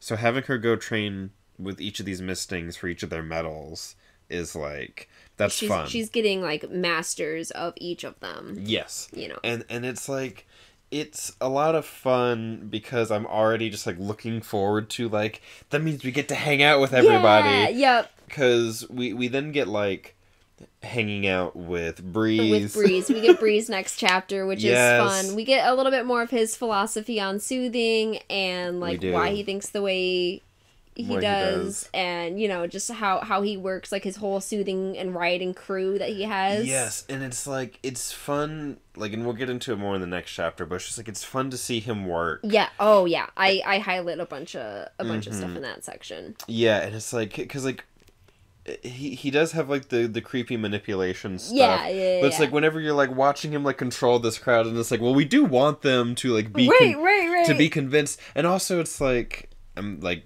jumping way ahead. Like I said that we'll get into it later, and then I'm just getting into it now. I think because like, how much do we have left of this chapter? There's only like one thing here that I wanna talk about at some point. Yeah. But yeah, so it's like I'll get into that stuff later. It's just like watching it actually happen. It's like fascinating. Yeah. This the only thing that I wanted to mention was in the conversation with Kelsier and Sazed. Kelsier says she deserves more time to learn about her powers. I feel a little guilty about pulling her into our plans. She'll probably end up at a ministry execution ceremony with the rest of us. But that guilt won't stop you from using her to spy on the aristocracy. No, he said quietly, it won't. We'll need every advantage we can get. Just watch over her, Saz. So it's just interesting. Like, you get to see, I mean, how much he really wants it. And, like, that he, like, does care, but, like... Yeah, it's like he cares, but also... Because it's just, like... It's just a bad situation. It is. Because it's like, I can definitely see, like, from his perspective, it's just like, I mean, she doesn't have a life otherwise. Right. None of us do. No one has a life otherwise. Yep. It's like, shit sucks. Everything sucks. Yeah. Like, this is our only opportunity to make things not actually suck. Yeah. We're all probably actually gonna die, but we were all gonna die anyway. Yep. You know, it's like, she'll probably die with the rest of us, but like... God, what's her life even been up until this point? Yeah. And it's like, she deserves better and she deserves more, but the only way is if we do this. Yes. But also, if we do this, there's a good chance that she could die anyway. Yeah, so it's just like, it's like, it's fucked up and I kind of feel bad about it, but also it's like, what are you gonna do? Yep. It's so interesting. Yeah. Yeah, so I liked that little insight into kind of his thoughts. Yeah, into there. Kelsier. Him talking to Saz and stuff. Yeah. I like Kelsier. He feels, I don't know. It's like, I know that there will be more from him later, I'm sure. Like, even more sort of depth that we get. But, you know, it's like, he's this, like, I'm carefree, but we see these, like, how much he does care. Yeah. And so then there's another little hint towards Terracemen. There's, I'll protect her with my life, Master Kelsier. I promise you this. Kelsier smiled, resting a thankful hand on Sazed's shoulder. I feel pity for the man who gets in your way. Sazed bowed his head humbly. He looked innocuous, but Kelsier knew the strength that Sazed hid. Few men, allomancers or not, would fare well in a fight with a keeper whose anger had been roused. That was probably why the ministry had hunted the sect virtually into extinction. So, it's just another little something. Yep. Whatever their fucking deal is. Yep. Yeah, so then we're in chapter 10. So basically she's just walking... She's back to Luthadel and walking through the streets and noticing how dirty and cramped it is compared to the mansion and everything in the town in Feliz. Yeah, and we get the interesting. I think it's interesting talking about how some of the stuff works with like the communal kitchens. Yeah. Where it's like you work and gain meal tokens, which you spend at the kitchen to get food, but the nobility Yes. has to run the kitchens because they need their workers to be fed, but the kitchens, they get paid, but... And, you know, if they're cheap with their ingredients, then they can hold on to more of the money, so the kitchen food's not good. Yep. It's just enough to, like, keep the people alive and stuff. It's like, ah, yes, the system. Yeah. Kitchen food was about as tasty as ash water. Yep, yeah. The ways in which the system is, like, rigged against these people. Yeah. You know, it's like, yeah, you have food, like you know, we're only providing for you your barest needs to keep living, but, you know... only because we need work out of you. Yeah, and you know, there's, like, this idea... Because, you know, there's a bit of this thing in Wheel of Time where there are good nobles and bad nobles, you know? It's like, some of the nobles are good and they care about the people and they, like, do things for them, and, you know... What's-his-fuck is talking to Perrin about nobility, and it's like, oh, you know, nobles come because someone stood up and did whatever, and then, like, you know, noble houses fall when they're bad, and it's like, do they? Yeah. You know, it's like, you know, it's like, oh, well, the nobility provides for the sky, you know, they provide these kitchens for them. Shouldn't you be grateful for these kitchens that you have? And it's not framed like that per se in there, but it's just like, that has often been a way that, like, it's like, oh, well, the nobility, they look after the people. They provide for them. Your liege lord, you can go petition him, and he can, you know, provide you with all these things that, you know... They hold all the money and resources to do with it, you know, properly, what they're supposed to. You know, they are noble in character as well as in status, you know. But it's like, here, it's like, we kind of see, it's like, yeah, you know, the nobility provides just enough for you to keep working the fields for them. Yeah. You know, and it's like, it's sort of like a mix of, like, nobility with, like, chattel slavery. You know, it's sort of like... Yeah, this is what your southern gentry gets you. Yeah. You know, you're sort of playing at aristocracy. Yeah. Everything's built on the backs of these people who you don't pay. Yeah. And it's right by God. Yes. These slaves are on loan from God himself. So then we're with Breeze, and they're in Club's shop getting ready for a meeting to get like recruits for the army and stuff. Yeah. So we get some training with Vin and Breeze and get to see how he works. Yeah, Breeze gets to talk about his thoughts. Yeah. So he has that, like, interaction with one of the Ska rebel people. Yeah. So Breeze held up his cup, tapping the side with his fingernail. The rebel regarded it darkly. Right now, Breeze said, you're wondering if I'm using allomancy on you. Perhaps I am. Perhaps I am not. Does it matter? I'm here by your leader's invitation, and he ordered you to see that I was made comfortable. And I assure you, a cup of wine in my hand is absolutely necessary for my comfort.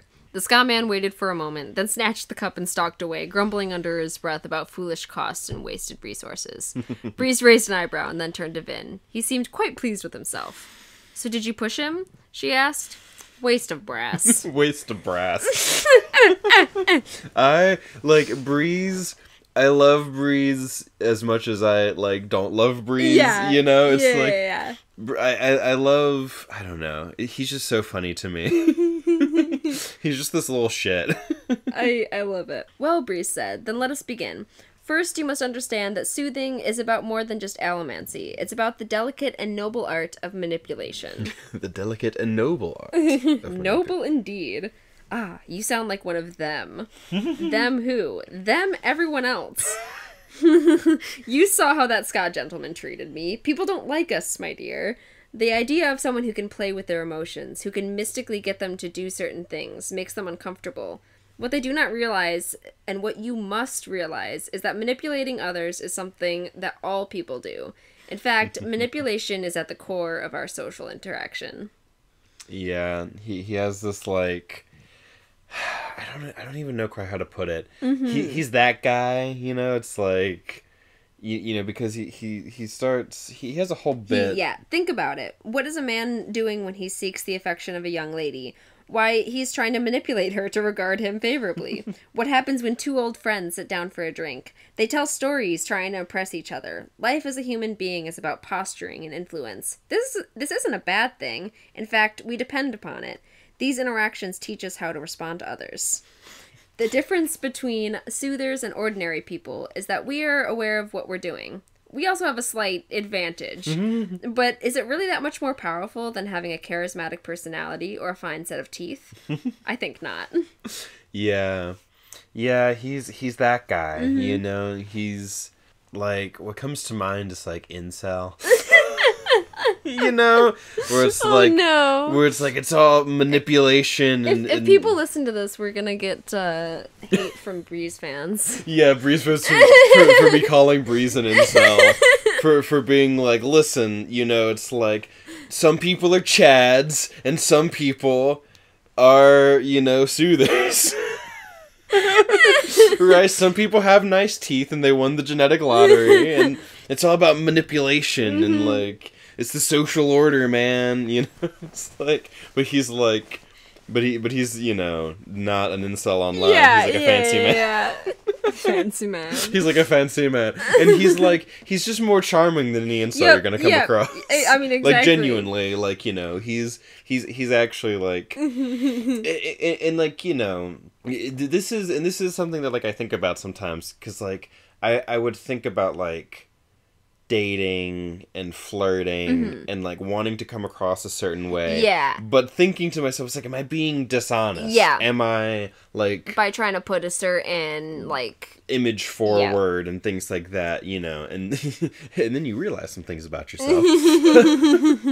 But yeah, it's like you know, so it's one of those things where it's like, no, Breeze, like you know, social interaction exists, but that doesn't mean that all social interaction is manipulation and like you live under a system where there's all this like posturing and like status and there's the nobility, but we're actually working towards a revolution where we dismantle that social order. So like things could be different and you can be honest and like you know it's like you know it's like you do want to try and convince people. And he does have this power that can allow him to be more or less convincing. Yeah. And so it's like, at what point does it become manipulation? Right. You know, it's like... Right. And I guess in my mind it comes down to, like, lying? Yeah. But also he's like...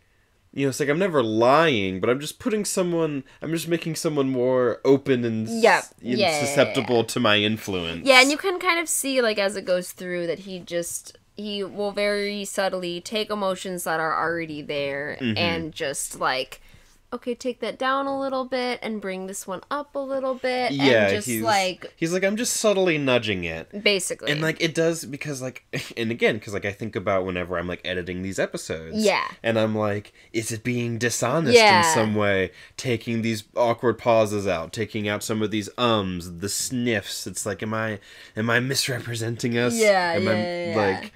You know, by taking out the pauses, am I making us seem quicker and, like, wittier than we are or something? Am I being whatever? You know, it's like, in Breeze, it's just like, like, touching and pushing and prodding just a little bit. Just, you know, she talks about how he's much more subtle than Kelsier was. Because, like, when Kelsier walked into the hideout that one time... it was like a hammer. Yeah, she was like, it's like this crushing weight of calm, you know, of like...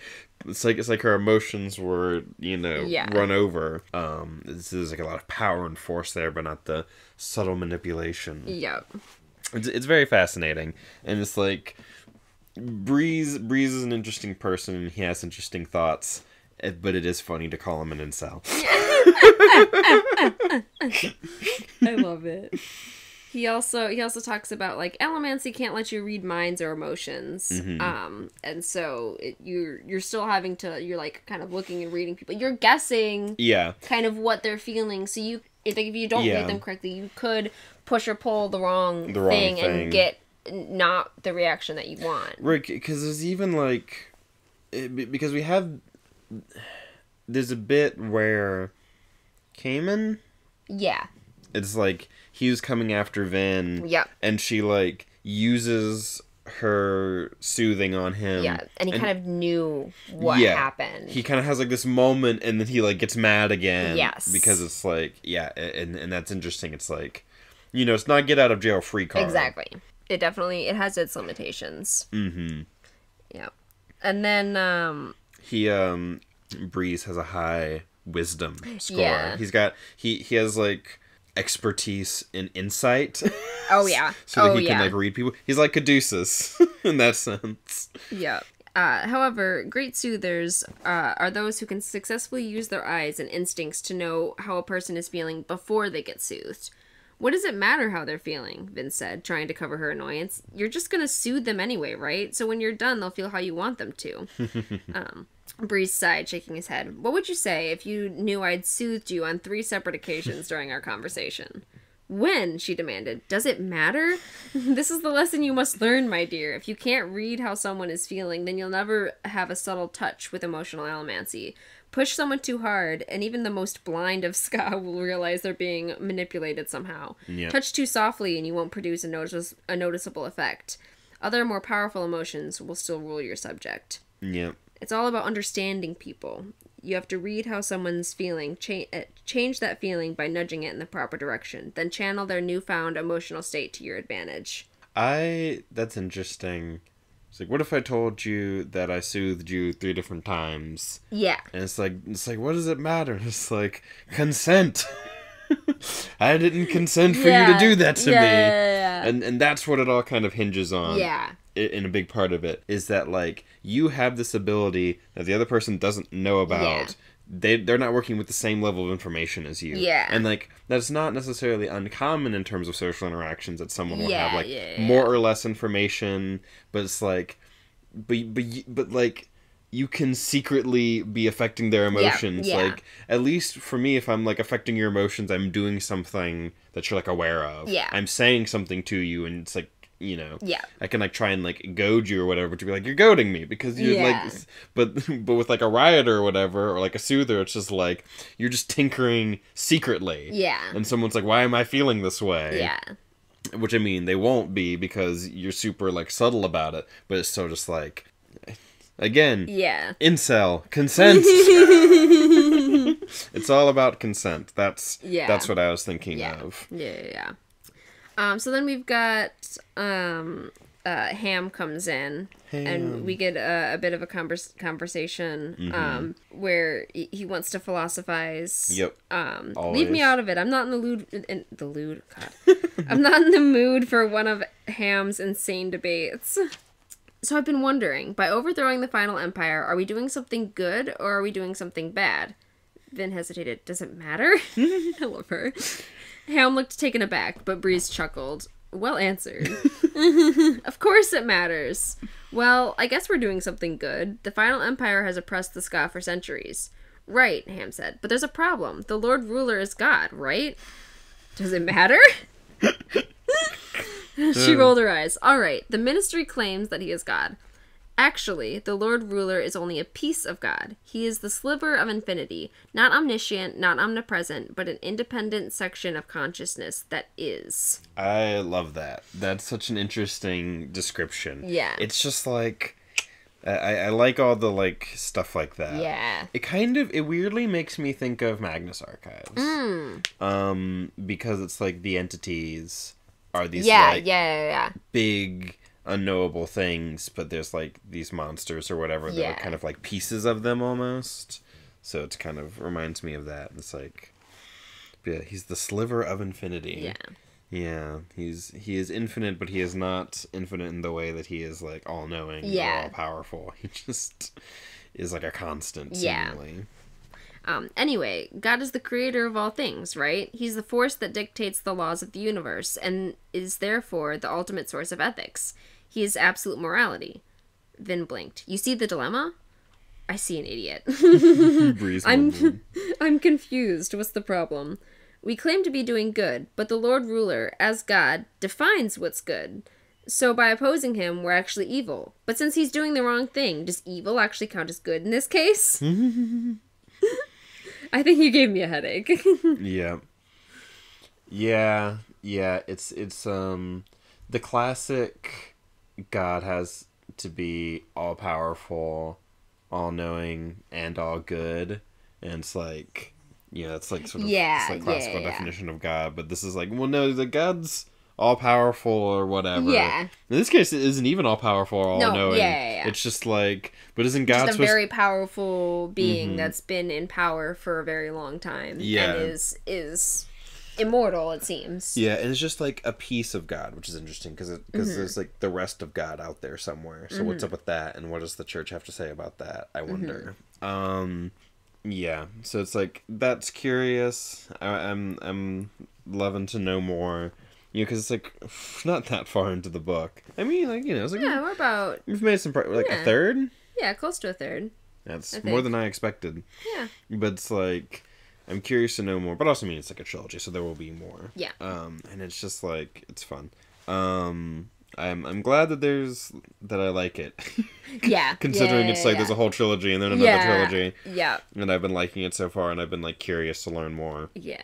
But yeah, it's like, God is good. Like, God created everything, and this God would have created good. Yeah. So, but if God's not doing good, it's like, God may have created everything, but like, is good God's creation, or is good just sort of like a secondary effect almost? Yeah. See, I wish I could have these conversations with Ham, because I was a philosophy minor. Yeah. So I'm like, Ham. I want to talk to Ham. I want to talk to Ham. I got you. I got you. It's like, see, the Lord Ruler created everything, seemingly. But is this just like a knock-on effect? Is good and evil, like, if he created everything, then he must have created them, but did he create them intentionally? Or are they just sort of like a byproduct of the sort of base physical creation of things? Yeah. Is good and evil even definable in any sort of like concrete sense? Yeah. It's like, did he create good in the Platonic sense of like, in Platonism, it's like there's the form of good, it's like the realm of ideals and these like pure, perfect,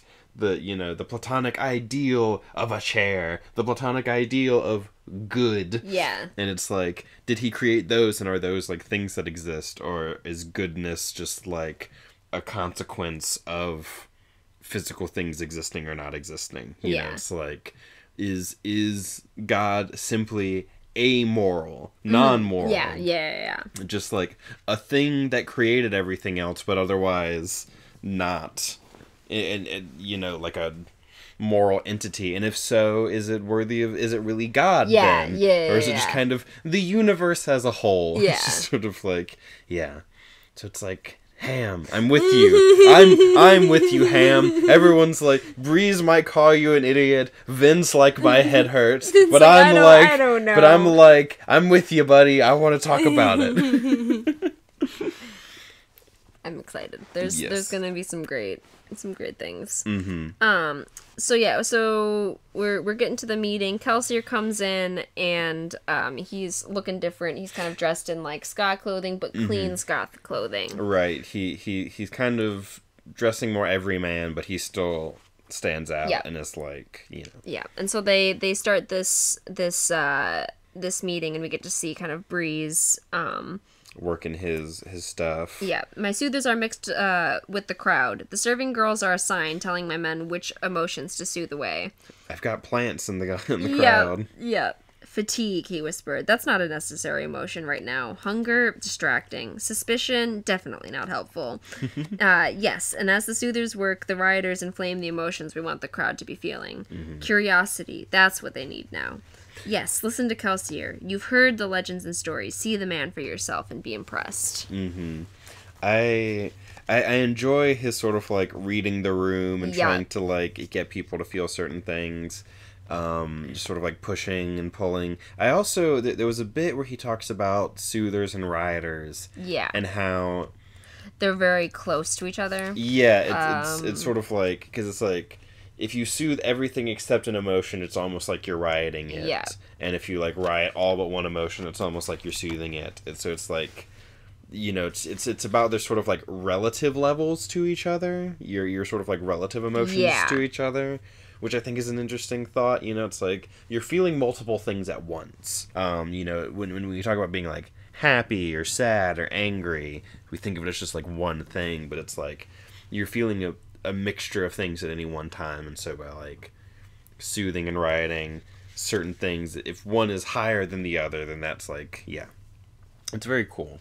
I was trying to find where he was talking about that specifically, but oh, it's right here. What y'all being growly about?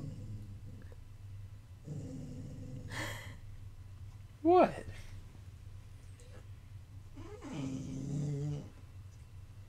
What? Why are we doing that? Why are we doing that? Why?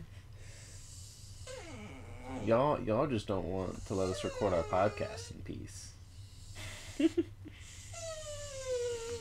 He's definitely showing up on the audio. Mm-hmm.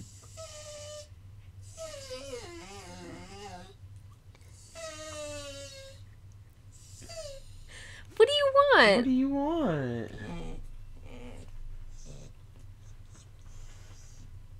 Do you just need attention? Are you just needing some attention?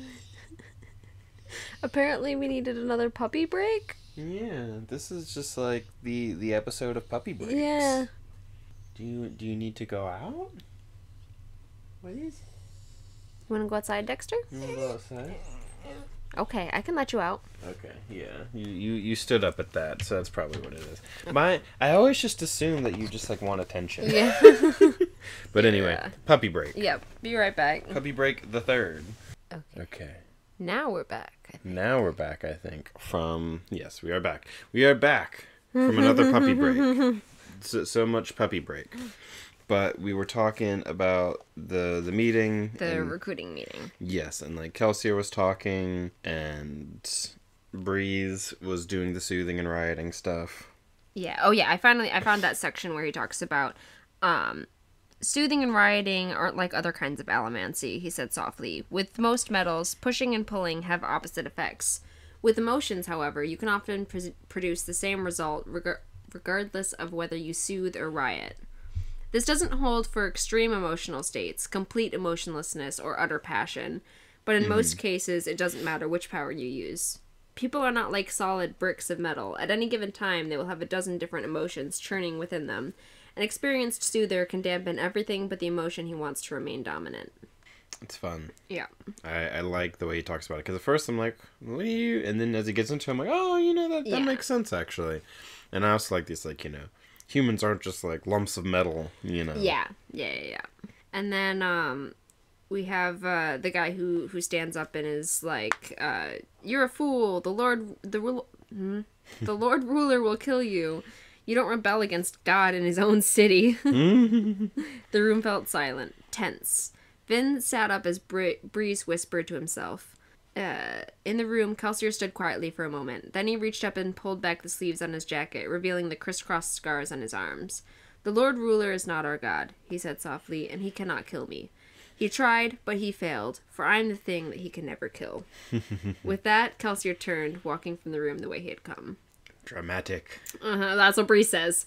Well, that was a little dramatic. Red, bring back the red and set out the brown. Kelsier lives for the drama. Oh, yeah. Literally. Yeah, absolutely. And then, green, Red, Breeze said, yes. Let's make you all thoughtful and give you a nudge of loyalty. We wouldn't want anyone to run to the obligators, would we? See, how's all that being communicated by the color of these? He's sending out, like, I think, like, I don't know, green is probably loyalty or whatever. Red seemed to be passion. Right. Yeah, it's probably that, like, his people in the audience are, like, being more general, and when he's saying that stuff, he's specifically... Yes, he does specific, like, he can do more specific targeting, but, like, everyone, they're, like, doing kind of a whole room type of effect. Yeah, so it's like, he's sitting here thinking, like, what's gonna work, and then sends out something that's gonna, like, be kind of like a blanket AoE sort of... like debuff, while he can hit him with the specifics, like the fine-tuned, like a little bit of this, a little bit of that, because he can do it over an area, right? Yeah, they're mainly doing it over an area, but then he specifically Oh, and what about you, Eden? You're a bit too nervous. Let's soothe that. Take away your worries. Leave only that passion of yours. Hopefully it'll be enough to cover up that stupid tone in your voice. See, that's the part that I was talking about earlier, where I'm like, see, I actually kind of like that. Yeah. Where it's like, if I could get a soother who's like, you know, let me help you. Yeah. With these sorts of things. Because it's like, there's definitely, like, you know, soothers could do many things. Yes. And serve many functions, like... You know, in an ideal society, soothers could work like... Soothers would work, you know, people have talked about, like, oh, instead of, like, police, you have, like, mental health services that go out to, like, respond to certain things. Soothers would basically be really good for, like, that. Yeah. For, like, getting into a situation and, like, de-escalating. Yeah. They'd be fantastic de-escalators. Yeah. Oh, yeah, definitely. And so then, curious, Vin let her copper drop again. She concentrated, seeing if she could sense Breeze's touch on her emotions. She would be included in his general allomantic projections. He didn't have time to pick and choose individuals, except maybe Eden. There's a dog about to bark. Yeah. She's sniffing and making noise. Come here. Wanna come here? She might want water. Oh, you want water? There we go. There you go. No, Dexter. You Sorry about that. The dogs are really They're needy. They're needy today. Mm-hmm. Alright, so I finished that sentence. It was very, very difficult to sense. Yet as Breeze sat mumbling to himself, she began to feel the exact emotions he described. Vin couldn't help but be impressed. The few times that Kelsier had used allomancy on her emotions, his touch had been like a sudden, blunt punch to the face. He had strength, but precious little subtlety. Breeze's touch was incredibly delicate. Vin felt her respect for Breeze continue to rise. Suddenly, she didn't feel so annoyed with Kelsier for handing her off. Breeze could only do one thing, but he obviously had a great deal of practice at it. I need to make certain he sends me to learn from the others. They'll be masters of their own powers. Yep, and now... Hun, he's already planning on it. Yep. Yep. It's like, oh, I gotta... It's like, haha. You think that it's your idea. It's actually... Yeah. The plan all along. Again, manipulation.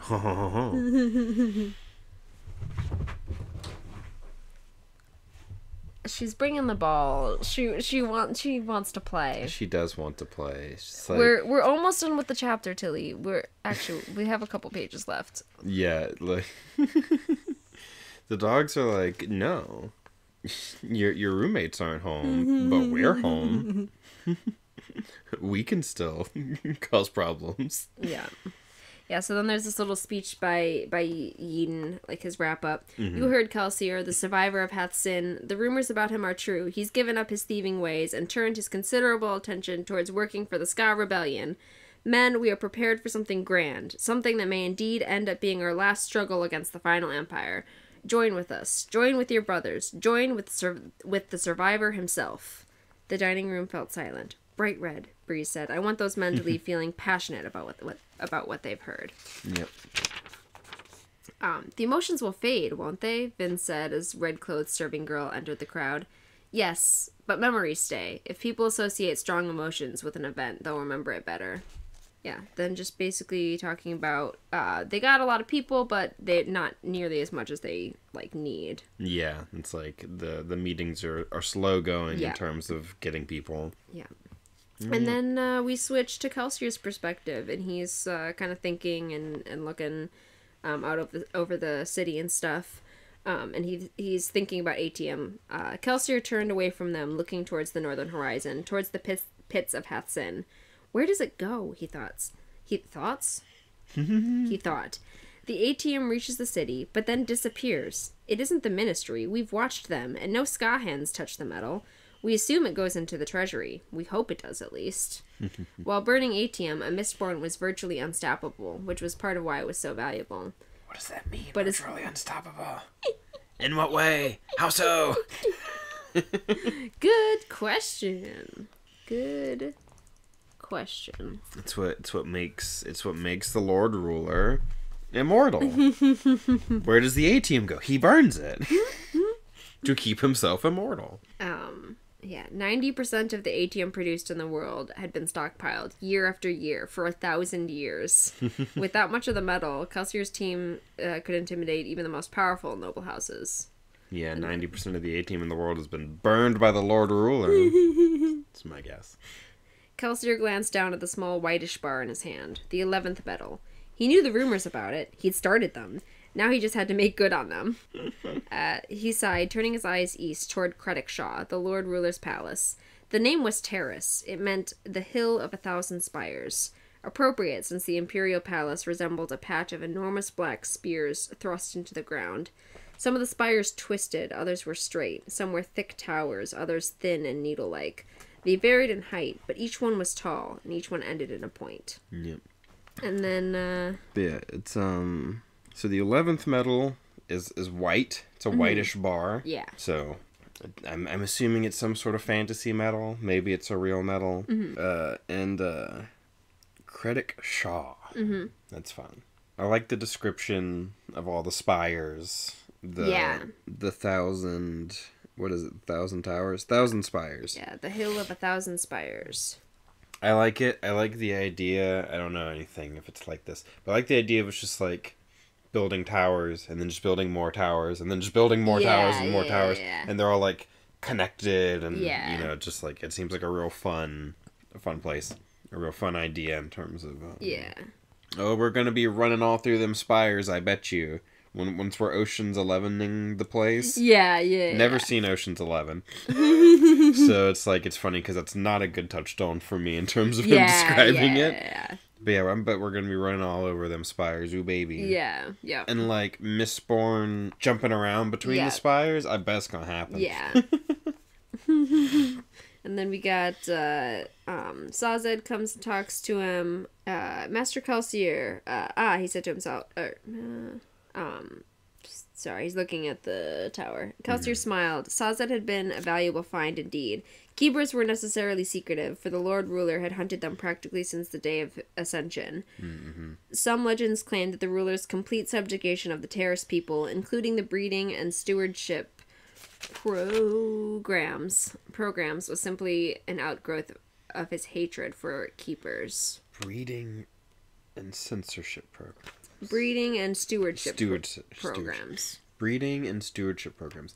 Like, what the fuck does that mean? Breeding programs for the fucking terracemen? Yep, for the terracemen. That's like, what the fuck? Yeah. Like, what is... It is. Like, what the fuck is up with the... that's with the terracemen. That's... Yeah. Like, has he been, like, eugenicsing the fucking terracemen for the past 1,000 years? It's crazy. Yeah. Yeah. Yep, so that's something. It's fucked up. That's why they're so tall, probably. Yes. So then, And it's just like he hates the keepers so much, specifically. Yeah. Because of their like religious knowledge, I guess. He fears the keepers. Sazed said, definitely inexplicably.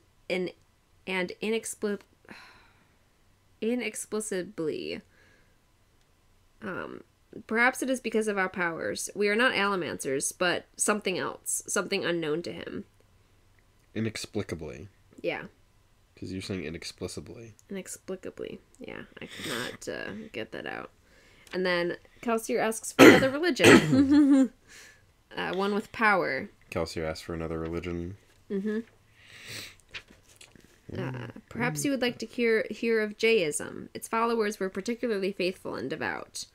Tell me about them. Jayism was founded by a single man. His true name was lost, though his followers simply called him the Jah. He was murdered by a local king for preaching discord, something he was apparently very good at, but that only made his following larger. The Jayists thought they earned happiness proportional to their overt devotion, and they were known for frequent and fervent professions of faith. Apparently, speaking with a Jayist could be frustrating, since they tended to end nearly every sentence with, "Praise the Jah." That's nice says, but power is more than just words. Oh, indeed, the Jayists were strong in their faith. Legends say that the ministry had to wipe them out completely, since not one Jayist would accept the Lord Ruler as God. They didn't last long past the Ascension, but only because they were so blatant that they were easy to hunt down and kill. Yeah. That's interesting. Yeah. It's like, it kind of reminds me of like of a few religions, of course. Buddhism, because it's like the Jah. Yeah. It's like the Buddha. Yeah. But it also, of course, just like it kind of makes me think of like a bit of a dunk on like certain types of Christians. Yeah. You know, where he's like they believed that the more loudly you professed your faith, the more the more happy you would be. Yeah. Kind of makes me think of certain certain religious people. Yeah. Yeah, and so then they're just kind of talking more about religion, like what made these faiths so strong. Yep. But they all had passion. That's what we've lost. They don't have faith in the Lord Ruler. They simply fear him. They don't have anything left to believe in. Yeah. What do you believe in? Normal. Yeah. Yep. And then, but what do you believe in, if I may ask, Master Kelsier? I'm not exactly sure yet, he admitted, but overthrowing the final empire seems like a good start. Are there any religions on your list that include the slaughter of noblemen as a holy duty? Sazed frowned disapprovingly. I do not believe so, Master Kelsier. Maybe I should found one, Kelsier said with an idle smile. I remember liking that, and also, I don't know that I pointed out before, but I liked much earlier when Sazed was, like, talking with Vin, and was like, what do you believe? And Vin was like, I don't know. And it's like, a lot of people say that, but I find that it's not actually true. And I really liked that. Yeah. I enjoyed that bit. It's like, because I'm like, yeah, that's probably what I would say, and also you're right. But also, it's like, it's a vague question, what do you believe? Yeah. Yeah, so then Marsh is over for they're doing kind of a debrief meeting in this next scene. I think it's a Vin perspective. Yeah. She's looking at Marsh. He looked so much like Kelsier, but he was stern. He wasn't angry, nor was he grumpy like Clubs. He just wasn't happy. Yep, he just wasn't happy. Marsh, is that a nickname? Talking to Lestibonus. Yes. Nodding without the call of his parents. Yeah, nodding without the call of his parents. Yeah. Not a nickname, then. He wasn't one, though. Yeah, I was wanting to, because, like, in the audiobook, that just goes by so fast. Yeah, they like, just say it, and you don't, yeah. Yeah, it's harder, so it's like, yeah, nodding without the call of his parents. Marsh, is that a nickname? Nodding without the call of his parents. Which I guess, like, it's like, what does that mean? Yeah. It's not what is...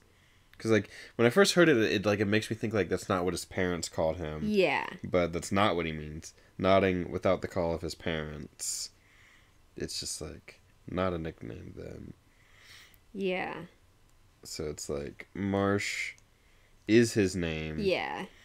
Yeah, it's just, like... Yeah. It's such a weird, like, I do want to decipher this whole... Because I would not have taken that as a yes. As a no, As a no, I would have taken that as, like, a yes. Yeah. As, like, not without the call of his parents. It's like, is that a nickname? Not without the call of his parents. And it's like... I guess it's like...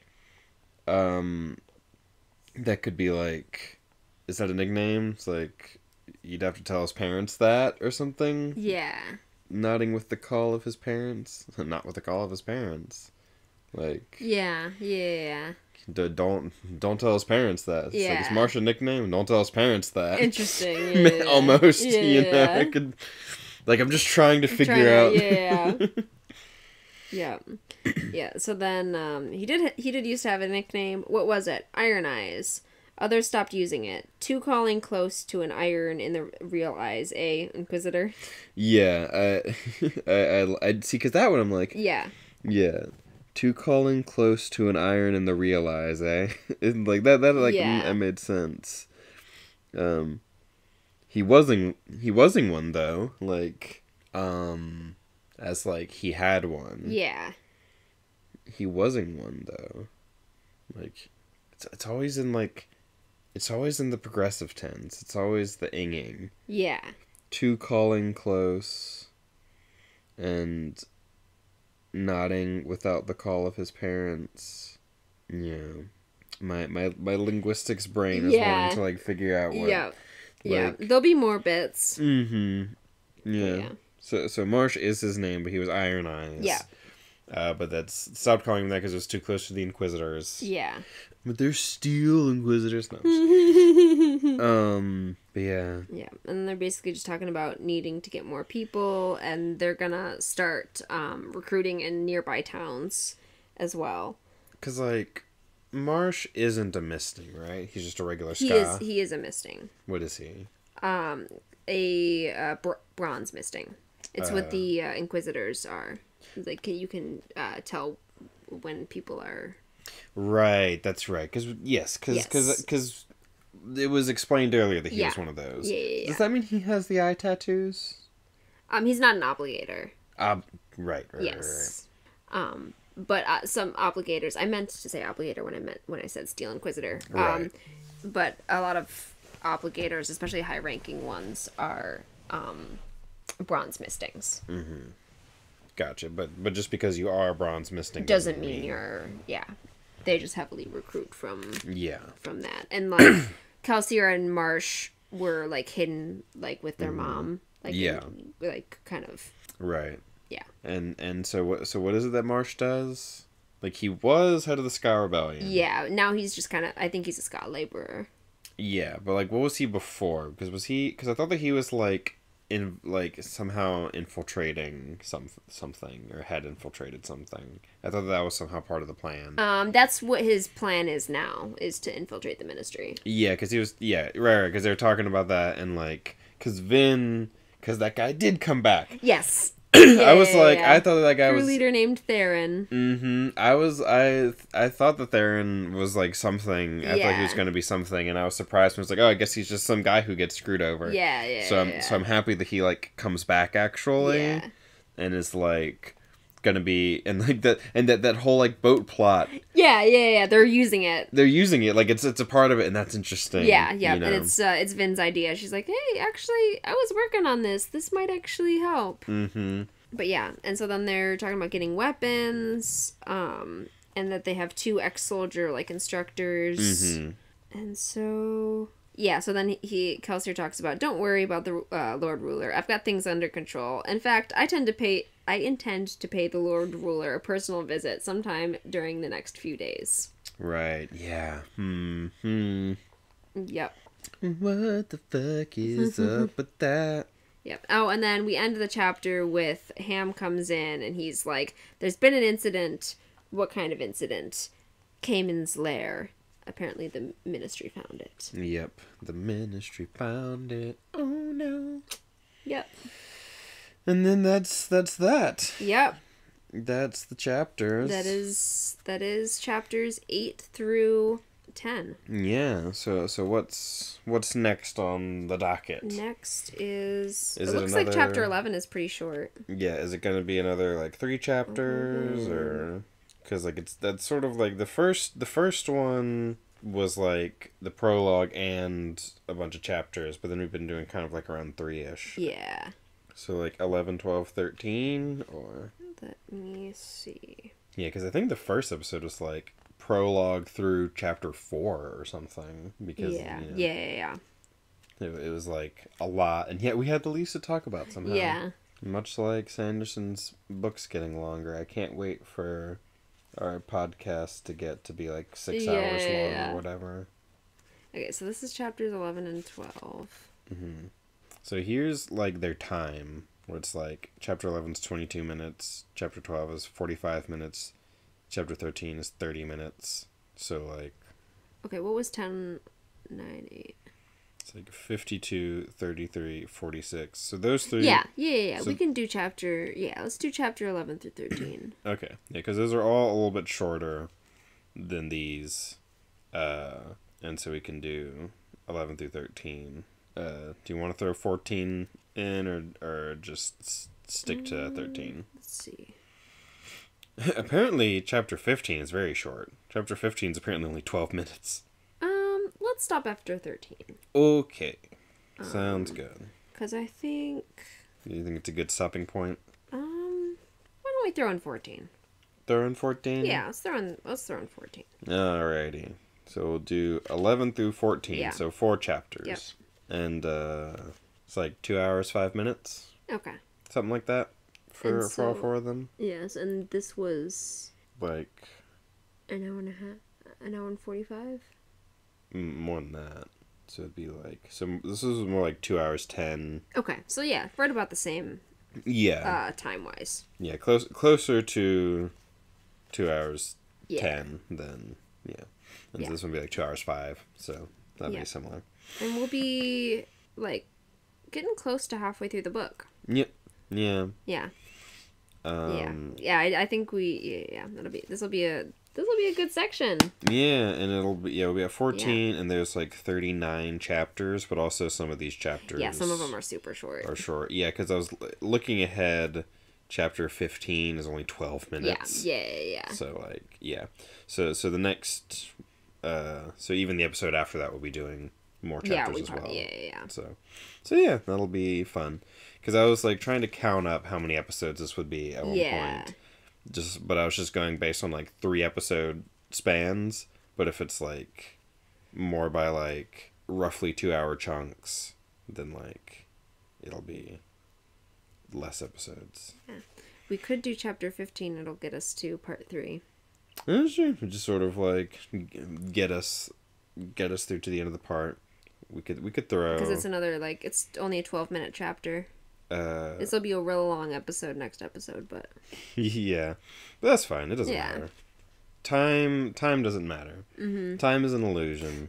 Lunchtime doubly so, as they say in Hitchhiker's Guide to the Galaxy. Yeah, let's do that. Yeah, a good 5 chapters. Yeah, we'll do a big hefty bit. That'll be fun. Yeah, because it's only 12 minutes, so it's like that takes us to like 2 hours and 17 minutes. Yeah. Which the last one was already like 2 hours 10 or 12 or something. So it's really like about the same. They're just shorter chapters. Yep. So yeah, and it'll get us through the part. Yeah. So then we will end part 2. Yeah. We just started part 2 and we're going to end part 2. Yeah. There we go. Good pace. Yeah. All right. So join us next time as we get through to chapter 15. And also it's nice because it's 11 through 15. So it's like... Yep. It's in 1 is 1. Yeah. Yeah. So we might set up social media at some point. It'll probably be some variation of let's talk about book. Mm-hmm. But we don't have that yet. No. It's funny because, like, we're going to... Because, like, we're recording episodes and then we're going to, like, put them out at some point. But we want to have a few kind of in the can before we start uploading. Right, so that we have, like, a buffer. And it's like... I figure we'll probably just have some social media to be like... We exist. Yeah. Yep. and be like, here's a new episode and those kinds of things. Yeah. But yeah, this is just kind of a fun little thing we're doing together. Yep. So it's like, don't get your expectations too high. Us. I love it. All right. Yeah. Yep. We have talked about book. We have talked about book. And now. Go forth and think about book on your own time. All right. Have a good whatever time it is. Mm-hmm. Bye-bye.